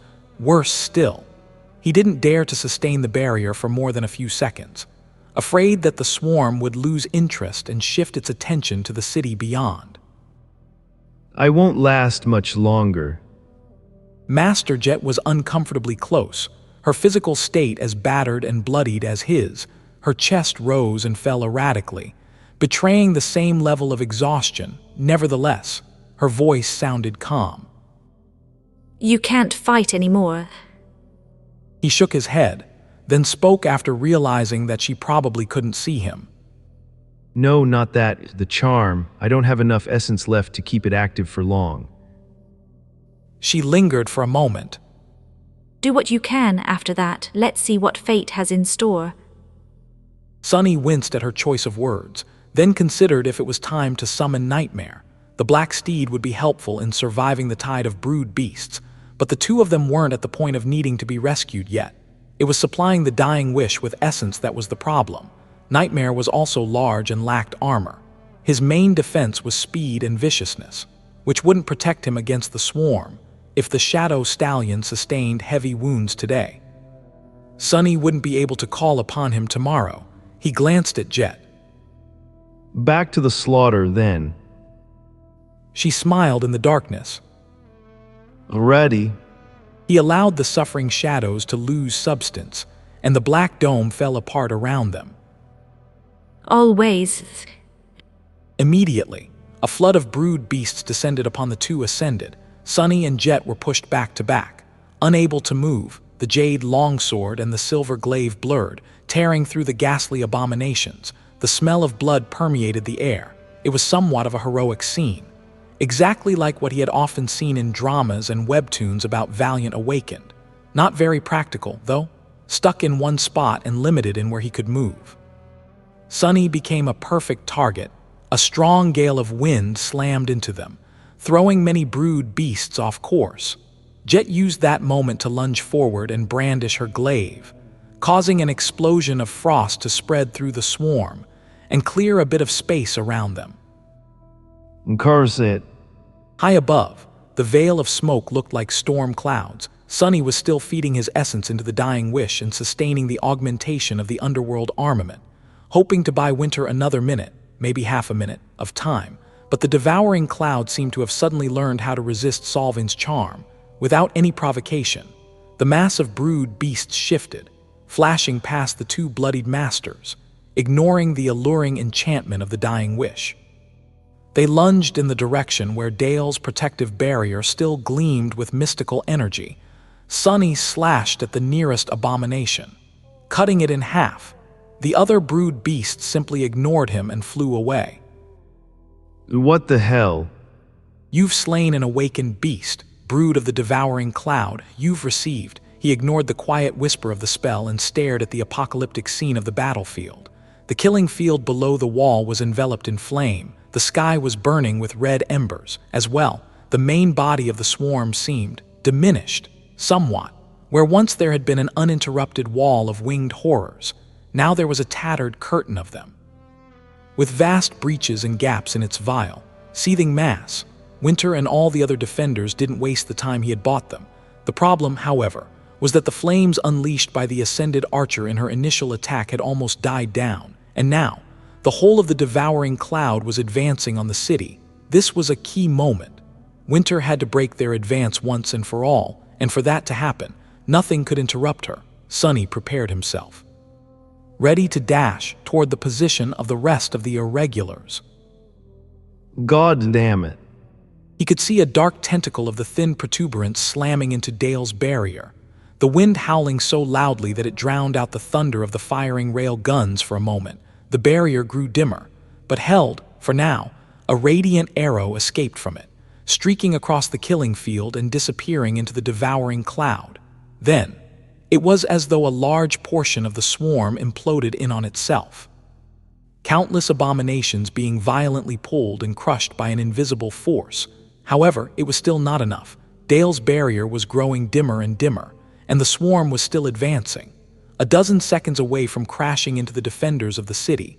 And then, a vast shadow fell from the sky, tearing through the veil of smoke and storm clouds obscuring it. At the same time, a destructive net of lightning surrounded the Devouring Cloud, turning the world white for a second. Thousands of abominations were instantly burned to ash. Not enough. A giant bird of prey with white feathers and devastating talons of lustrous steel dove into the swarm. Her enormous wings were wreathed in thunderclouds, and bolts of lightning danced around her body like a cloak. A hurricane of wind summoned by her arrival threw the center of the Devouring Cloud into disarray. Sunny froze. Saint Tyris looked beaten and exhausted, but still incredibly fearsome. Her white feathers were painted by blood, and there was a thin layer of ice covering many parts of her body. The sky tide. Despite all that, she cut through the swarm like a blade of a guillotine, and at the same time, powerful winds squeezed the monstrosities down and pushed them away from the city. Sunny stared at the incredible scene in tired silence. He had never been that happy to see a saint before, lowering the sin of solace. He looked at Master Jet. A somewhat disoriented question escaped from his lips. Have we won? She lingered for a moment, then shrugged. Before Soul Reaper could finish the sentence, however, the city wall suddenly quaked under them. It seems that W. The wall trembled violently, almost throwing Sunny off his feet. He caught himself from falling and spun, the sin of solace flying into a defensive stance. Master Jet used her glaive to keep herself upright and looked around. For the first time since the start of the battle, her expression became grim. She didn't answer for a couple of seconds. Then, her icy eyes widened slightly. Soul Reaper turned to Sunny, trying to say something, but he had already sensed it himself. What the hell was that? A cold shiver ran down his spine. The call of the nightmare had suddenly grown much louder, assaulting his mind with an onslaught of screaming whispers. The call, eh? In the next moment, the world came undone, and the piercing sound of tearing alloy filled Sonny's ears. The battlement beneath him was falling apart, and a strong aftershock of whatever it was that had destroyed it rolled through the air, throwing him away. I know. Sonny didn't see it yet, but he already understood what had happened. A nightmare gate had just opened right below where he and Jet had fought, annihilating a large section of the wall. An ugly rift in reality tore through the armored alloy, turning it into nothing. The vertical schism of pure nothingness played strange tricks with both light and darkness, making it appear simultaneously perfectly flat and inconceivably deep. A litany of inaudible screams thundered out of it in deafening silence, washing over the world like a demented call. The wall was breached from top to bottom, some of it devoured by the gate, the rest simply collapsing when the supporting structure suddenly disappeared. Sonny plummeted down in a rain of debris before he could truly comprehend what was happening. His body brushed against the boundary of the gate. Instantly, an explosion of blinding pain enveloped his body and soul, and a strange repelling force pushed him away. A nightmare gate was a one-way path. Creatures of the dream realm could enter through it into the waking world, but nothing from the waking world could pass through it into the land of nightmares. Only awakened could answer its call by sending their souls on a perilous journey. All they had to do was fall asleep in the vicinity of the rift. Masters and saints could answer it, too, by pulling on their own anchors, but not by physically stepping through the gate. Maybe sovereigns were different, but Sonny had no time to ponder about it, or could ponder about it, really. For a few moments after experiencing the shock of brushing against the lightless rift, his mind became utterly blank, and when he came to his senses, he found himself falling from a 70-meter height, the ground approaching him with frightening speed. Still disoriented, Sonny scrambled to summon the dark wing, but then froze for a split second. There wasn't enough time for the translucent memory to manifest itself into existence and for its enchantment to activate. He had maybe 3 seconds left. Would a fall from that height murder him? Sonny didn't know, and he didn't want to find out. Even if he survived somehow, a flood of nightmare creatures would soon flow out of the gate to finish the job. Something heavy and sharp suddenly slammed into Sonny's head, a torn piece of the wall's frame. Following an instinct, Sonny reached forward and called upon the shadows of the falling pieces of debris. They moved, sliding toward his body. Well, damn. Sonny made himself as light as he could and then manifested the shadows. In the next moment, a vast mantle of darkness surrounded him like a streaming black cape, catching the wind and slowing down his fall. It was almost enough. He hit the ground hard enough to bounce off of it and black out for a moment. The mantle of shadows was torn apart and dissipated. Sonny rolled away, his body a mass of pain, vaguely recognizing the landscape of the staging area around him. He came to a halt after violently slamming into the feet of a loader robot, then weakly crawled under it, hoping to hide from the raining debris. It was good thinking. Not a second later, a piece of alloy that must have weighed several tons crashed into the ground in the spot where Sonny had been just a moment ago. That was all Sonny could do, though, after taking shelter between the legs of the loader. All strength seemed to abandon him. All that was left was pain. Larg. He was alive, at least. Bone weave and the marble shell, as well as his ascended physique, had protected Sonny's body from being severely damaged. He was a bit shocked, that was all. Arguably, touching the gate had caused much more harm. Sonny didn't know what kind of damage he had received, but it felt serious. He knew he could still fight, maybe, but not right now. Right now, he could hardly move from his temporary shelter. Sonny had a clear view of the broken wall and the vast rift of nothingness pulsing darkly in the breach. A few soldiers and logistics specialists were running away from it, consumed by panic. Not good. A few more lay dead, killed by the debris. A tide of nightmare creatures was about to emerge from the gate, flood the staging area, and devour everyone here before escaping into the city, and Sonny was utterly defenseless. A cold voice suddenly resounded in his ear. "See, I told you that you're useless." Sonny gritted his teeth. Shut up. His own laughter was the answer, I also told you that Master Jet was going to die, didn't I? He growled, pushing through pain and weakness. Sonny forced himself to start crawling. He wanted to crawl away, but somehow found himself crawling toward the gate. The desire to flee had been subtly defeated by the desire to finish his duty and defend the city, without him even noticing. I said shut the hell up. I must have really lost it. What am I planning to do in that state? Maybe there was some strategy left. No, there surely was. He was just too rattled and concussed to ponder it. There was the dying wish. There was also nightmare, as a massive shape slowly revealed itself in the pulsating darkness of the gate. A familiar tone whispered into his ear. Sonny felt a flash of rage sear his mind. Shut your mouth. But then he froze. That voice wasn't his. Ignoring the rude outburst, the spell spoke. And your shadow has evolved. Sonny unlocked his eyes wide. My shadow. Saint. It seemed that Saint had finished her evolution into a devil ahead of schedule. All things considered, her timing was nothing short of impeccable, even in his disoriented state. Sonny knew that he couldn't ignore such luck. As the first of the nightmare creatures emerged from the gate, he abandoned his attempts to crawl forward and called upon his shadow. Instead, the coldness of the polar night seemed to grow slightly darker. Then, an intricate sabaton forged out of black. Stone-like metal stepped on the ground beside him.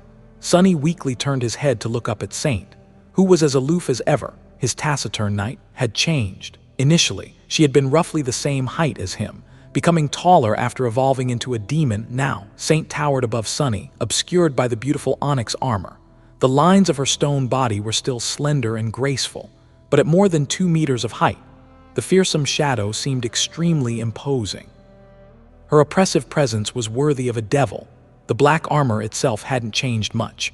It had always been a product of magnificent craftsmanship, and seemed even more superb and menacing now. However, Saint's skin, which had been gray like stone before, then white as alabaster, was now as smooth and black as polished onyx. At least what little of it could be seen through the slits of her visor.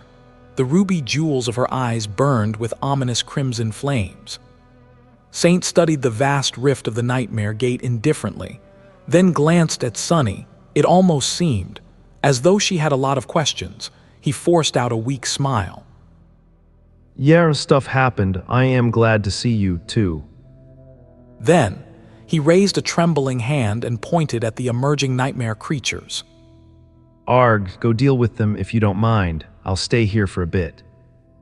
Saint lingered for a moment, then silently turned to the flood of monstrous creatures and strolled forward. Her steps were calm and steady. Sonny let his hand drop back to the ground. Oh, it's good to have her back. Hoisting himself up to sit, his back leaning against a piece of rubble, Sonny used some of his last essence to send the broken oath to the taciturn devil. Then, he commanded all 4 of his shadows to abandon him and embrace Saint. Instead, her tall figure shone with a dark radiance. The shadows around the demonic knight swelled, becoming deeper and darker, surrounding her like a tenebrous mantle, which was all expected. What Sonny hadn't expected, however, was that there was a hint of true, elemental darkness in that lightless glow. It made him shiver. A few dozen meters away from them, the nightmare creatures were being born from the revolting nothingness of the gate. A flood of them rushed forward, chasing after the retreating soldiers and non-combatants. The abominations gazed like tall, insecting humanoids with 6 hands each, their inhuman faces brimming with black eyes and jagged mandibles. They wore carapace armor and wielded weapons made of sharpened chitin, moving with astonishing speed and possessing dreadful might. As Sonny watched, one of the creatures easily threw a piece of the broken wall that must have weighed a ton aside. Unfazed, Saint unlocked her arms. As if trying to embrace the broken, burning world, darkness flowed from under her vambraces over her palms and into the air. A moment later, the flowing darkness formed into the shape of a familiar stone sword. It was whole once again, but utterly black in appearance. A feeling of dark, nebulous power radiated from its Stygian blade. On her other hand, a round shield of stone-like metal appeared, its surface the same polished onyx as the fearsome armor of the taciturn shadow. Walking toward the enemy, Saint raised her sword and struck the rim of her shield twice with its blade, as if challenging the harrowing tide of monsters. Sunny was too weak and mentally shaken to do anything. So he just sat on the ground, using a piece of rubble for support, and watched Saint fight. Oh, damn. His shadow had simply strolled forward, and then dove into the mass of enemies as soon as the last of the soldiers ran past her. She collided against the arachnid warriors with her shield, sending a dozen of them stumbling to the ground, and then twisted into a whirlwind of annihilating darkness, her sword slicing through carapace armor, flesh, and bone as if nothing could stop it. Black blood, severed limbs, and broken bodies covered the ground.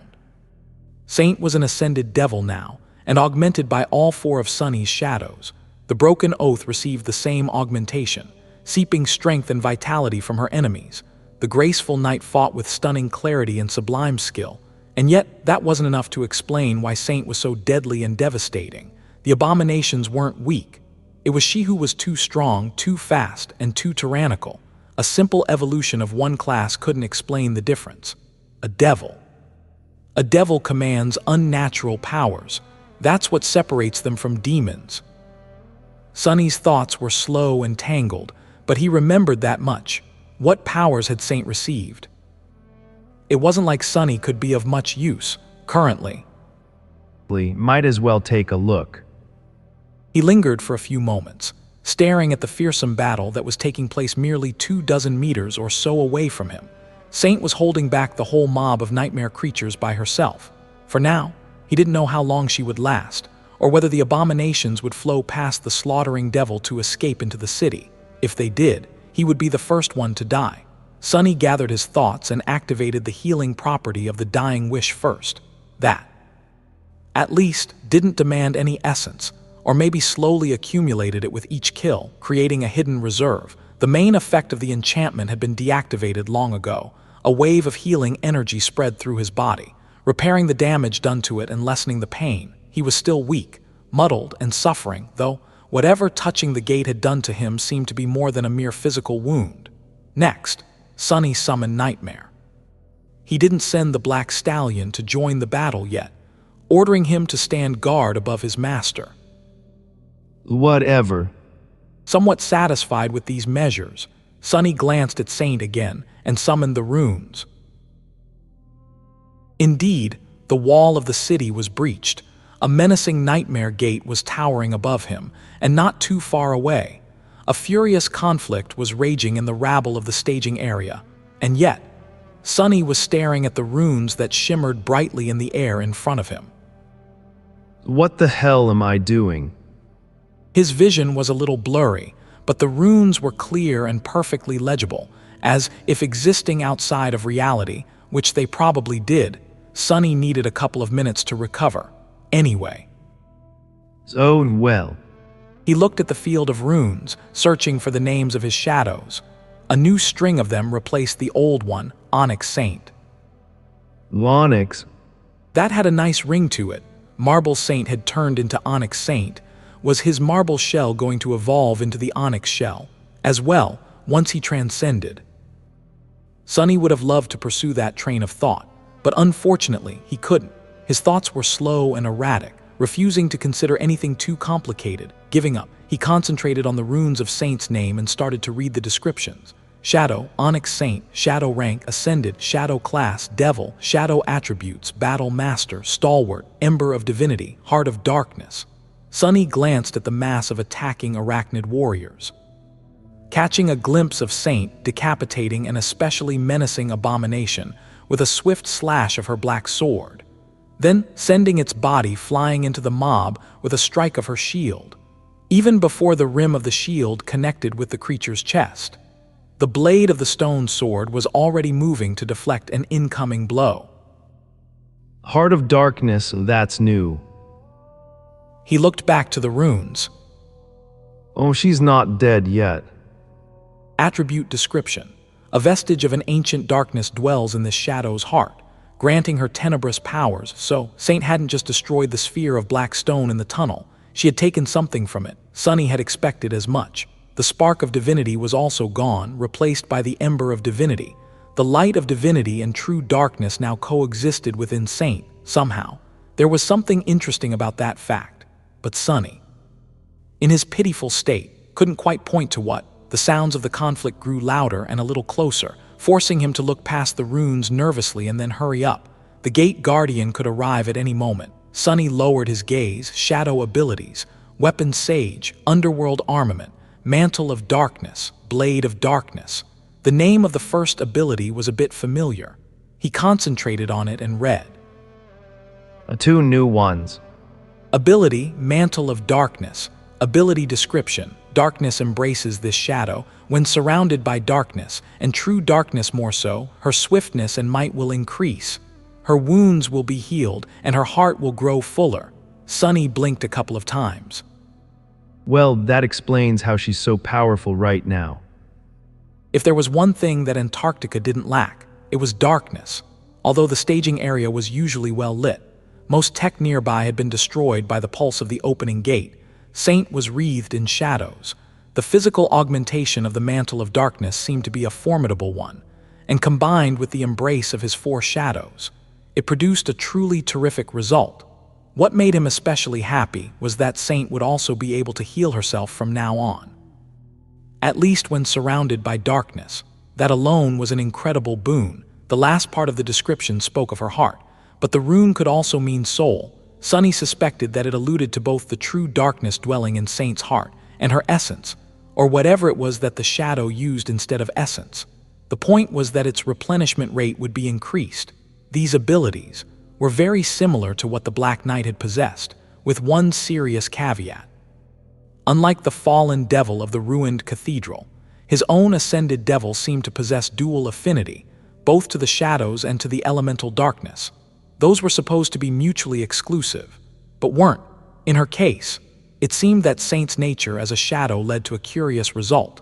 His graceful knight paradoxically enjoyed the favor of both mundane and true darkness. Recalling how harrowing his journey through the underground tunnel had been, Sonny couldn't help but feel envious. Finally, he turned his gaze to the second of the 2 new abilities, Blade of Darkness. Oh, interesting. All of it was simply amazing, and when Sonny gathered enough memories, he flinched when something thundered, sending a strong shockwave through the ground. Looking past the runes, Sonny saw a massive shape emerging from the gate. The Guardian had arrived. Somewhere beyond the wall, Tide was still fighting the Devouring Cloud. The wall had been breached, and he had no idea if the other irregulars still lived. Master Jet was nowhere to be seen, and probably, no. Don't think about it. She won't be so easily killed anyway. And lastly, Saint was standing her ground against a whole swarm of dreadful nightmare creatures, surrounded by nothing but enemies and carnage, even as powerful as she had become. The force arrayed against her was still dire and overwhelming. Sonny let out a tortured sigh. Sonny let out a tortured sigh. No rest for the wicked. I might die, but I do require more memories, so I guess my greed is much greater than my fear. With that, he groaned and hoisted himself on the top of his black steed. It was time to join the fight. In honor of this milestone, the Shadow Slave community will be having a small celebration on July 10th. If you wish join us, visit the Guilty Guild, our Discord server. Hope you're having a fantastic day. Cheers. Sonny realized that he wouldn't be able to do a lot in this fight, but then again, he didn't have to right now. His role was to support Saint and let his shadows do all the heavy lifting. Maybe that was how he was supposed to fight every battle, really. But sadly, fate rarely gave him such opportunities. In any case, there was one thing that he could do, dismissing the sin of solace and the dying wish to get back a bit of essence. He summoned the Shadow Lantern instead. As soon as it manifested, Sonny tossed the lantern in the direction where the towering gate guardian, a monstrous arachnid wielding 6 weapons carved of bone, advanced on Saint. He didn't have enough essence to sustain the Divine Memory's enchantment for long, but he did have enough to open its gate, unleashing a swarm of shadows onto the battlefield. The darkness enveloping it grew even deeper than it had been before. In the next moment, Sonny and Nightmare slammed into the crowd of the abominations. Crap. A beautiful chalice of white jade appeared in his other hand, submerging the narrow blade of the ghostly stiletto into the black liquid. He used it to strike at the cracks in the enemy armor and finish off those abominations that Nightmare had wounded with his fangs, horns, and steel hooves. At some point, other soldiers and Awakened joined the fight. More Nightmare creatures emerged from the gate, and more humans threw themselves into the meat grinder to stop the enemy from reaching the streets of the city. Their resistance was desperate and haphazard, but for now, at least, they held the tide of abominations back. Beyond the wall, obscured by the hideous rift of the Nightmare Gate, the sky was painted white by lightning. Sunny knew that they were going to win when the spell whispered into his ear, its voice drowning out the sounds of the battle. You've slain a corrupted devil, Silkway Archon. Your shadow grows stronger. Staggering back, he let out a relieved sigh and glanced in the direction where Saint had been fighting the gate guardian. The creature lay sprawled on the ground, its limbs severed and its massive body cleaved apart. His shadow was standing above it, her black blade already seeking another target. Saint's armor was battered, and there were thin streams of fine ruby dust flowing from the breaches. However, wreathed in darkness, her body seemed to be healing already. Without ever slowing down, she shook the dark blood off her sword and dashed forward to face a new enemy. With the gate guardian slain, the scales of battle slowly started to tip in favor of humans. Sunny wasn't of much use, but with Saint and Nightmare rampaging amidst the abominations, dealing with them wasn't an insurmountable task. And then, almost abruptly, the battle was over. Sunny leaned tiredly on a piece of rubble, observing the scene of utter slaughter. His armor was bloodied, but his body was nearly devoid of wounds. Most had been healed by the dying wish, and the rest were repaired by the living stone. Having a magical shell reinforcing his skin was very handy. He still felt terrible, though, around him. Awakened and mundane soldiers were busy building improvised barricades around the gate. The first wave of abominations might have been destroyed, but more could emerge from the rift at any moment. A few of them suddenly froze, staring at a menacing black figure that had emerged from the darkness into the dim light. Saint's eyes burned with demonic crimson light, and her onyx armor was glistening, awash in the blood of the arachnid warriors. She looked both graceful and terrifying. One of the soldiers raised his rifle with trembling hands, but the other suddenly shouted, his eyes wide. "Mongrel, it's Lord Mongrel." A hum of voices soon rose above the barricade. "Mongrel is in Falcon Scott. He killed the gate guardian. It was him." "It's clearly a she, you idiot. Thank you, Lady Mongrel. We're saved." Ignoring them, Saint passed between the invigorated soldiers indifferently. The broken oath long dismissed, she approached Sunny and froze, looming above him like a beautiful monument of darkness. Her ruby eyes stared at him intently, unaccustomed to craning his neck to look at Saint. Sunny awkwardly cleared his throat. Job out there, you really saved my skin. She lingered for a few moments, slowly raised her hand and poked him in the cheek with a finger. Then Saint tilted her head slightly. As if studying him, her ruby eyes betrayed a hint of some unknown emotion, making Sunny blink. Without saying anything, of course. The taciturn shadow then took a step back and turned away, looking at the gate. However, she seemed strangely pleased. What's happening? Sunny blinked a few more times, then rubbed his cheek. All right. Was it because of the marble shell? He shook his head, knowing that there was no time to waste pondering the weird occurrence. Maybe he imagined the whole thing. Anyway, I've to go. Stay here in case more nightmare creatures emerge, and don't let any of them escape into the city. I'll leave Nightmare with you. Sunny had to find out if the battle against the Devouring Cloud was over, whether there were more gates that had opened within the city, how his men were doing. Most importantly, he had to find Master Jet, leaving the gloomy shadow with Saint. He wrapped the other three around his body, grimaced, and started walking. Despite the fact that there were no physical wounds on his body, Sunny still felt hurt. Every step was a struggle, but what else was new? Whispering quiet curses, he summoned the cruel sight to use as a walking stick and headed deeper into the staging area. Sunny didn't have to wander the stretch of the staging area that had been ruined by the destruction of the wall for long. It was a mess, with broken prefab buildings laying shattered and broken, buried under piles of alloy debris.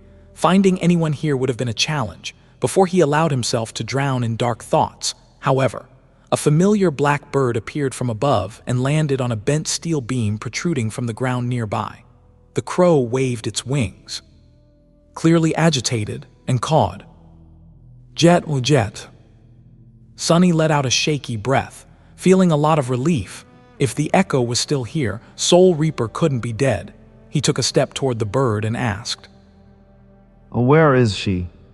Instead of answering, the crow flew away, landed on a communication relay a dozen meters away, and looked back expectantly. In this way, the echo led Sunny to Master Jet after finding her.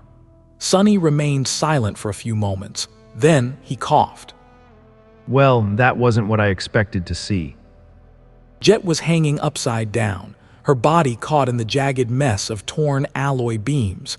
One of them was piercing her abdomen like a hook, and her arm was caught between two others. Despite the ghastly situation, there was a calm and slightly annoyed expression on Soul Reaper's face. Yeah, well, care to help me get down? I can do it myself, of course, but I would prefer for my insides to remain on the inside for a little bit longer. She could probably free herself. Simple alloy wouldn't have held back a master for long, but with how thoroughly trapped Jet was, ripping herself off the hook would have probably exacerbated her wounds by a lot. Not everyone had the lineage of a tenacious demon to help them recover and skin as hard as enchanted marble. Sunny studied the tangled mess of alloy beams, then floated up with the help of the dark wing and carefully pulled Master Jet off the jagged hook. With a quiet hiss, she slid off the bloodied alloy and fell down, landing softly on her feet. Jet clutched her abdomen with a grimace, and then slowly straightened. Sunny landed nearby and looked at her with concern. Largs, damn it. Are you going to be all right? Instead of answering, Soul Reaper spat a mouthful of blood, then looked at him with a dark smile. Her teeth were all painted red, so the smile wasn't very reassuring. Don't worry about it. I am a very sturdy girl, woman, whatever. The point is, it'll be as good as new in a couple of days, even without a healer.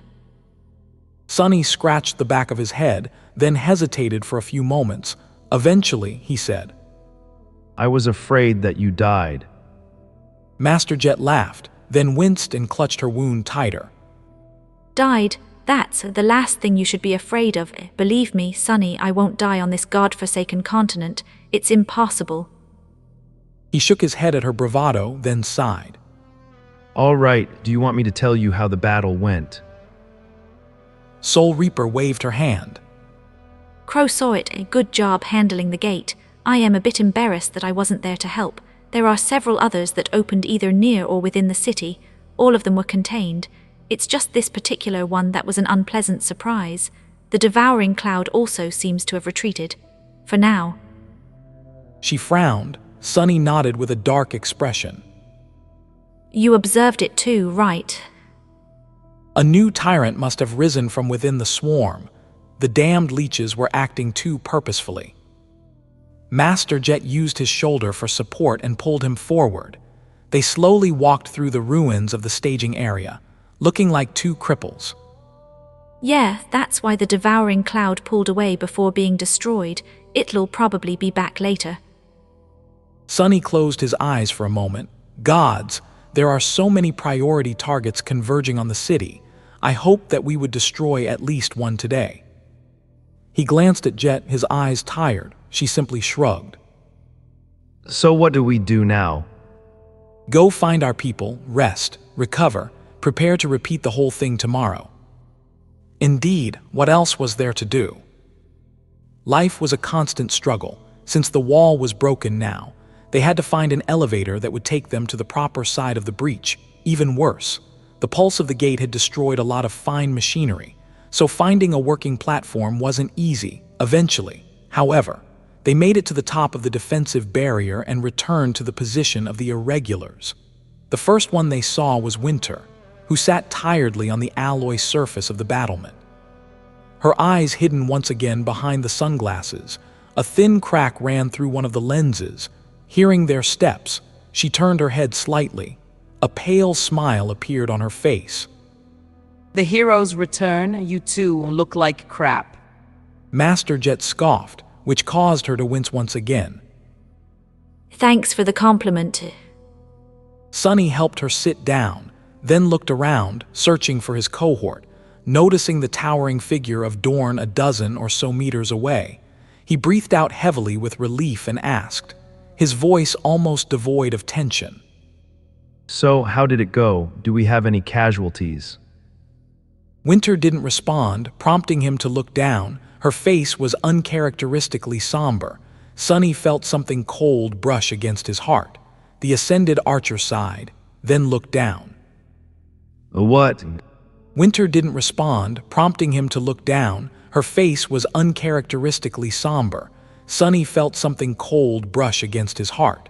The ascended archer sighed, then looked down. Dorn Bells Luster Kim Samara. When he reached the cohort, they turned to him, their faces pale and grim. Kim's eyes were glistening, and she avoided looking directly at him. Luster was the first one to speak, his tone subdued. Captain, we. Sunny cut him off. Show me. They stepped aside, revealing the figure of Quentin, who was laying on the cold alloy with his eyes closed. Sunny discovered himself taking a few steps forward and kneeling beside the gallant healer. His face was calm, and his body seemed untouched except for a shallow wound on the side of his head. His chest was rising and falling, which meant that Quentin was still alive. He hadn't been killed. He had just lost consciousness. However, it didn't matter. Sunny closed his eyes. Quentin had lost consciousness near an active gate, which meant that his soul was stolen away by the call. He had been thrown into an unexplored, dire region of the dream realm, surrounded by numerous nightmare creatures and abominations so vile that words couldn't describe them. His only chance of survival was to fight his way to a seed, challenge it, and conquer the second nightmare alone. For all intents and purposes, Quentin was already dead. A few hours later, Sunny discovered himself alone in the Rhino. The area surrounding the military barracks was quiet, and the interior of the APC was dark. He sat on his bed, unmoving, his eyes like two pools of darkness. He was cold. War was like that. People died all the time. Sunny had sent many to their deaths himself. He wasn't new to losing soldiers. It's what it's. And yet, he was weak. His body and soul were both in pain because of the brush with the nightmare gate, but somehow, his heart hurt much worse. There was a lot for him to do, feeding Saint, continuing his attempts to weave a memory from the devil's needle. However, Sunny felt unwilling to move, or maybe incapable. He just sat silently and stared into the darkness. After some time, his communicator lit up. He gazed at it, then slowly brought the screen to his face. There was a new message from Rain. Rain, hey, Sunny. It's really hard to imagine that it's winter in Antarctica, and that the night there lasts for many months, and that aurora thing you described, I gazed it up on the network, and wow, it's so pretty. There's nothing like that in Northern Quadrant Siege Capital. Well, you know, we can hardly even see stars here, because of the light pollution and the air being full of dust. However, the weather is warm and the nights are short, so I won't complain. You stay warm, too. Nothing really interesting happened to me. Did anything interesting happen to you? How are you doing? I hope everything is all right. Sunny remained motionless for a while, staring at the screen. Then, he closed his eye for a moment, took a deep breath, and started writing a response. Sunny, hey, Rain, lots of interesting things happened to me, of course. I am one of the most interesting people in two whole worlds, after all, didn't you know? I am doing great, too. I mean, all things considered, since I am such a dashing and heroic figure. People go around giving me sandwiches, medals, and the like, so. Sunny paused for a few seconds, then briefly wiped his eyes and continued. Oh, life is pretty sweet. A mass of nightmare creatures was advancing through a city street, mere meters away from slamming into a makeshift barricade formed by the hulking frames of firing MWPs. The surface of the road was broken and melted, and the ruins of the surrounding buildings were enveloped in flames. Hold, you wretches. Leaping off a slowly collapsing roof, Sunny plummeted down and landed between the abominations. The emerald blade of the sin of solace moved, sending fountains of blood into the air. He dashed sideways, dodging a stream of bullets, and groaned. It was already the second week of the siege, but the damage done to his body and soul by the Nightmare Gate was slow to heal. Sunny shrugged off the pain and called upon the shadows, erecting a black wall of them to block off the street. The pilots of the MWPs didn't stop firing their mass drivers, but long streams of orange-red fire shot from their wrists over the wall. Sunny danced between the flames, circulating his energy to activate the underworld armament. The effect of the memory of fire was enhanced, elevating his elemental resistance even higher. The nightmare creatures weren't that lucky. Flamethrowers. The nightmare creatures weren't that lucky. While he dealt with the head of the swarm, Bell and Dorn attacked its tail from the flanks. A sharp sword and a heavy sledgehammer made short work of the frenzied abominations, and at the same time, charged tungsten rounds flashed from a nearby dormitory tower, slaying the most dangerous targets without fail. Caught between the hammer and the anvil, the swarm swiftly melted. The last one to die was a hideous creature with hardy scales covering its reptilian body. Sunny simply struck the abomination with the edge of his palm, turning it as heavy as a boulder and as hard as stone. The reptile's skull shattered, disintegrating into a disgusting rain of blood and bone. Even before the heavy body touched the ground, the spell was already whispering. You've slain an awakened monster, scaled prowler. You've received a memory. His eyes glinted. Another memory. Wiping his hand with a revolted expression, Sunny looked around. Luster and Kim appeared on a nearby roof, signaling that none of the creatures escaped. He let out a sigh of relief. The situation was under control after the ill-fated battle with the Devouring Cloud. The pressure on the defenders of Falcon Scott had steadily increased. The fact that there was a giant breach in the wall didn't help things one bit. Eventually, the defensive barrier had been broken through in 2 more places, forcing the First Army to evacuate civilians deeper into the city and create a secondary ring of defense on the empty streets. The topography of the siege wasn't simple anymore. Humans still held the wall, deflecting most of the nightmare creatures from its height. But now, various sections of the Great Barrier were separated, almost turning into independent fortresses. A detachment of soldiers was tasked with defending the breaches from the ground. They mostly managed to prevent the nightmare creatures from breaking through the barricades into the city, even if the rate of casualties among the ground crews was much higher. However, some monstrosities still reached the streets from time to time. Sunny had just dealt with one of these invading swarms. That's the 4th one today, not a good sign. He straightened and glanced at his people, who were making their way through the burning carnage of the destroyed city street. Once they reached him, everyone except Samara, who was still in her sniper nest on top of the empty dormitory tower. Sunny glanced at Kim and asked, Damnation. "Any updates from Soul Reaper?" She nodded. Yes, sir. Master Dale pushed the enemy back, reclaiming control over Breachsea. We are ordered to stand down and rest. Our next shift starts in 16 hours. Sunny tiredly rubbed his face. 16 hours, either Army Command is feeling generous, or they expect real trouble tomorrow. Well, all the more reason to make sure that we're fresh and full of essence. Signal Sam to come down and retreat to the barracks.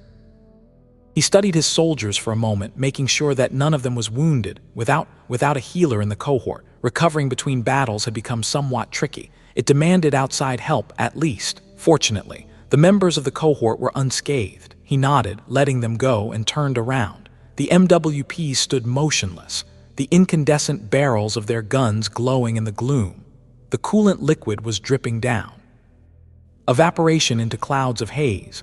Some pilots had opened the cockpits, sitting on the doors of the hatches with tired expressions on their faces. They would retreat inside soon, chased back into the overheated war machines by smoke and the smell of charred corpses.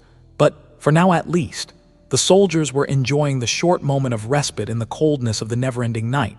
Noticing Sunny, one of the pilots raised a hand and made it into a fist. Sunny returned the stalwart salute, and then silently walked away. A few minutes later, he stumbled, grabbing a wall in a dark and isolated alley. The divine sword of solace whispered, mocking him, but it wasn't too hard to suppress the hateful voice these days. Sonny rested for a few moments, and then took a step back. Saint emerged from the shadows. As silent and menacing as ever, Nightmare joined her, moonlight glinting on his adamantine horns. Sonny sighed and summoned the overpriced saddle.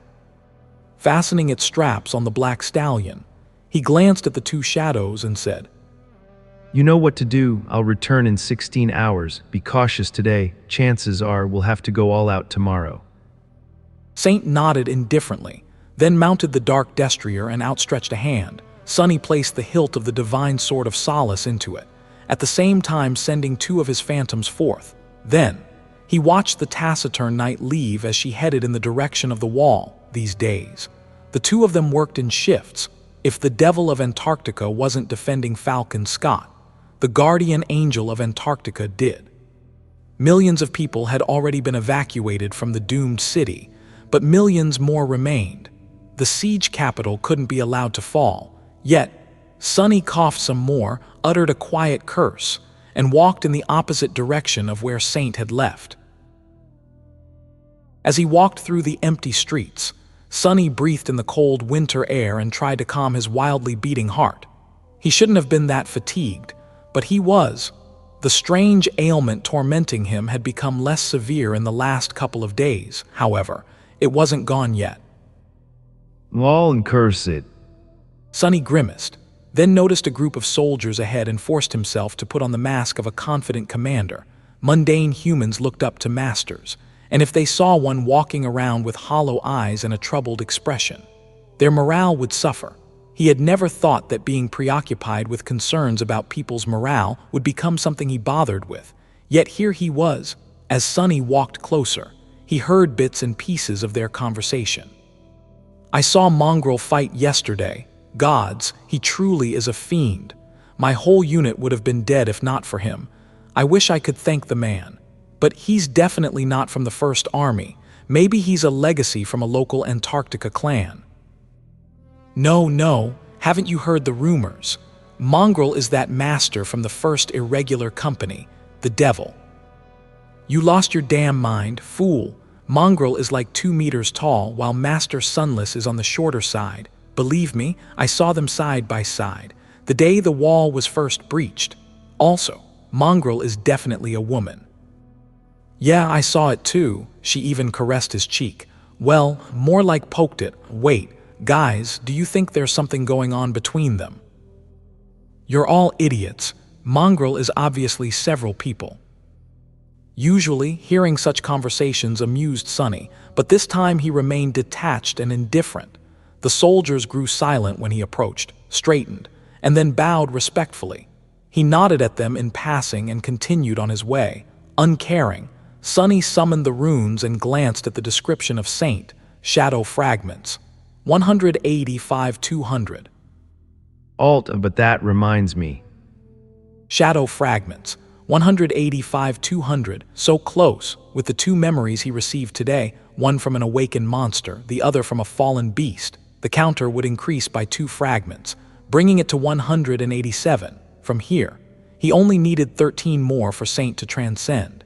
He was somewhat pressed for time, but also had a few of his personal memories that could be sacrificed to accelerate the process. Things were still going according to plan. It's the weaving that's the problem. I feel like I'm almost there, but the midnight shard is still giving me trouble, too risky. You better not be cutting the line, buddy. You better not be cutting the line, bah. Then, Bait looked up and blinked a couple of times. Sonny, what are you doing here? He shrugged. It's on my way back from the wall. She called one of the other volunteers to switch with her, then led him aside. To a humming heat projector, Bait stopped in front of it, shivering and rubbing her hands together. How was your day? Sonny remained silent for a bit, not knowing how to answer. Well, hectic. The young woman peeked at him and scoffed. A man of few words are you now? Sonny dismissed again. How is the old man? Did you guys receive placement in the queue yet?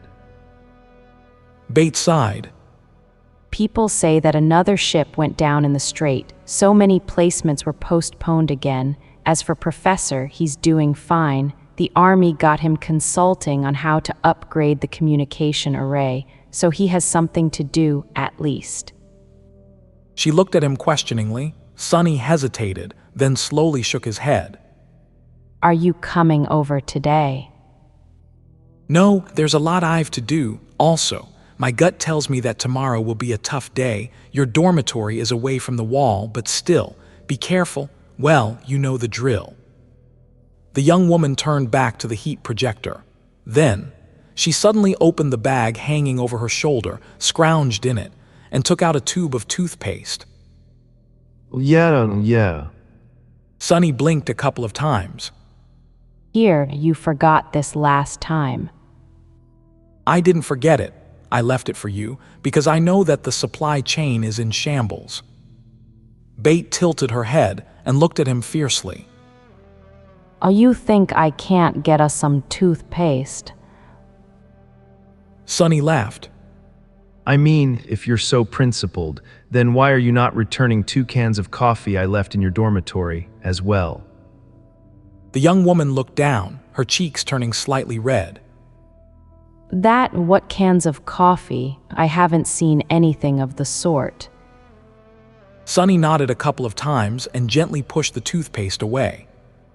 Okay. Anyway, I'll try to drop by soon. If you do find that coffee, please enjoy it.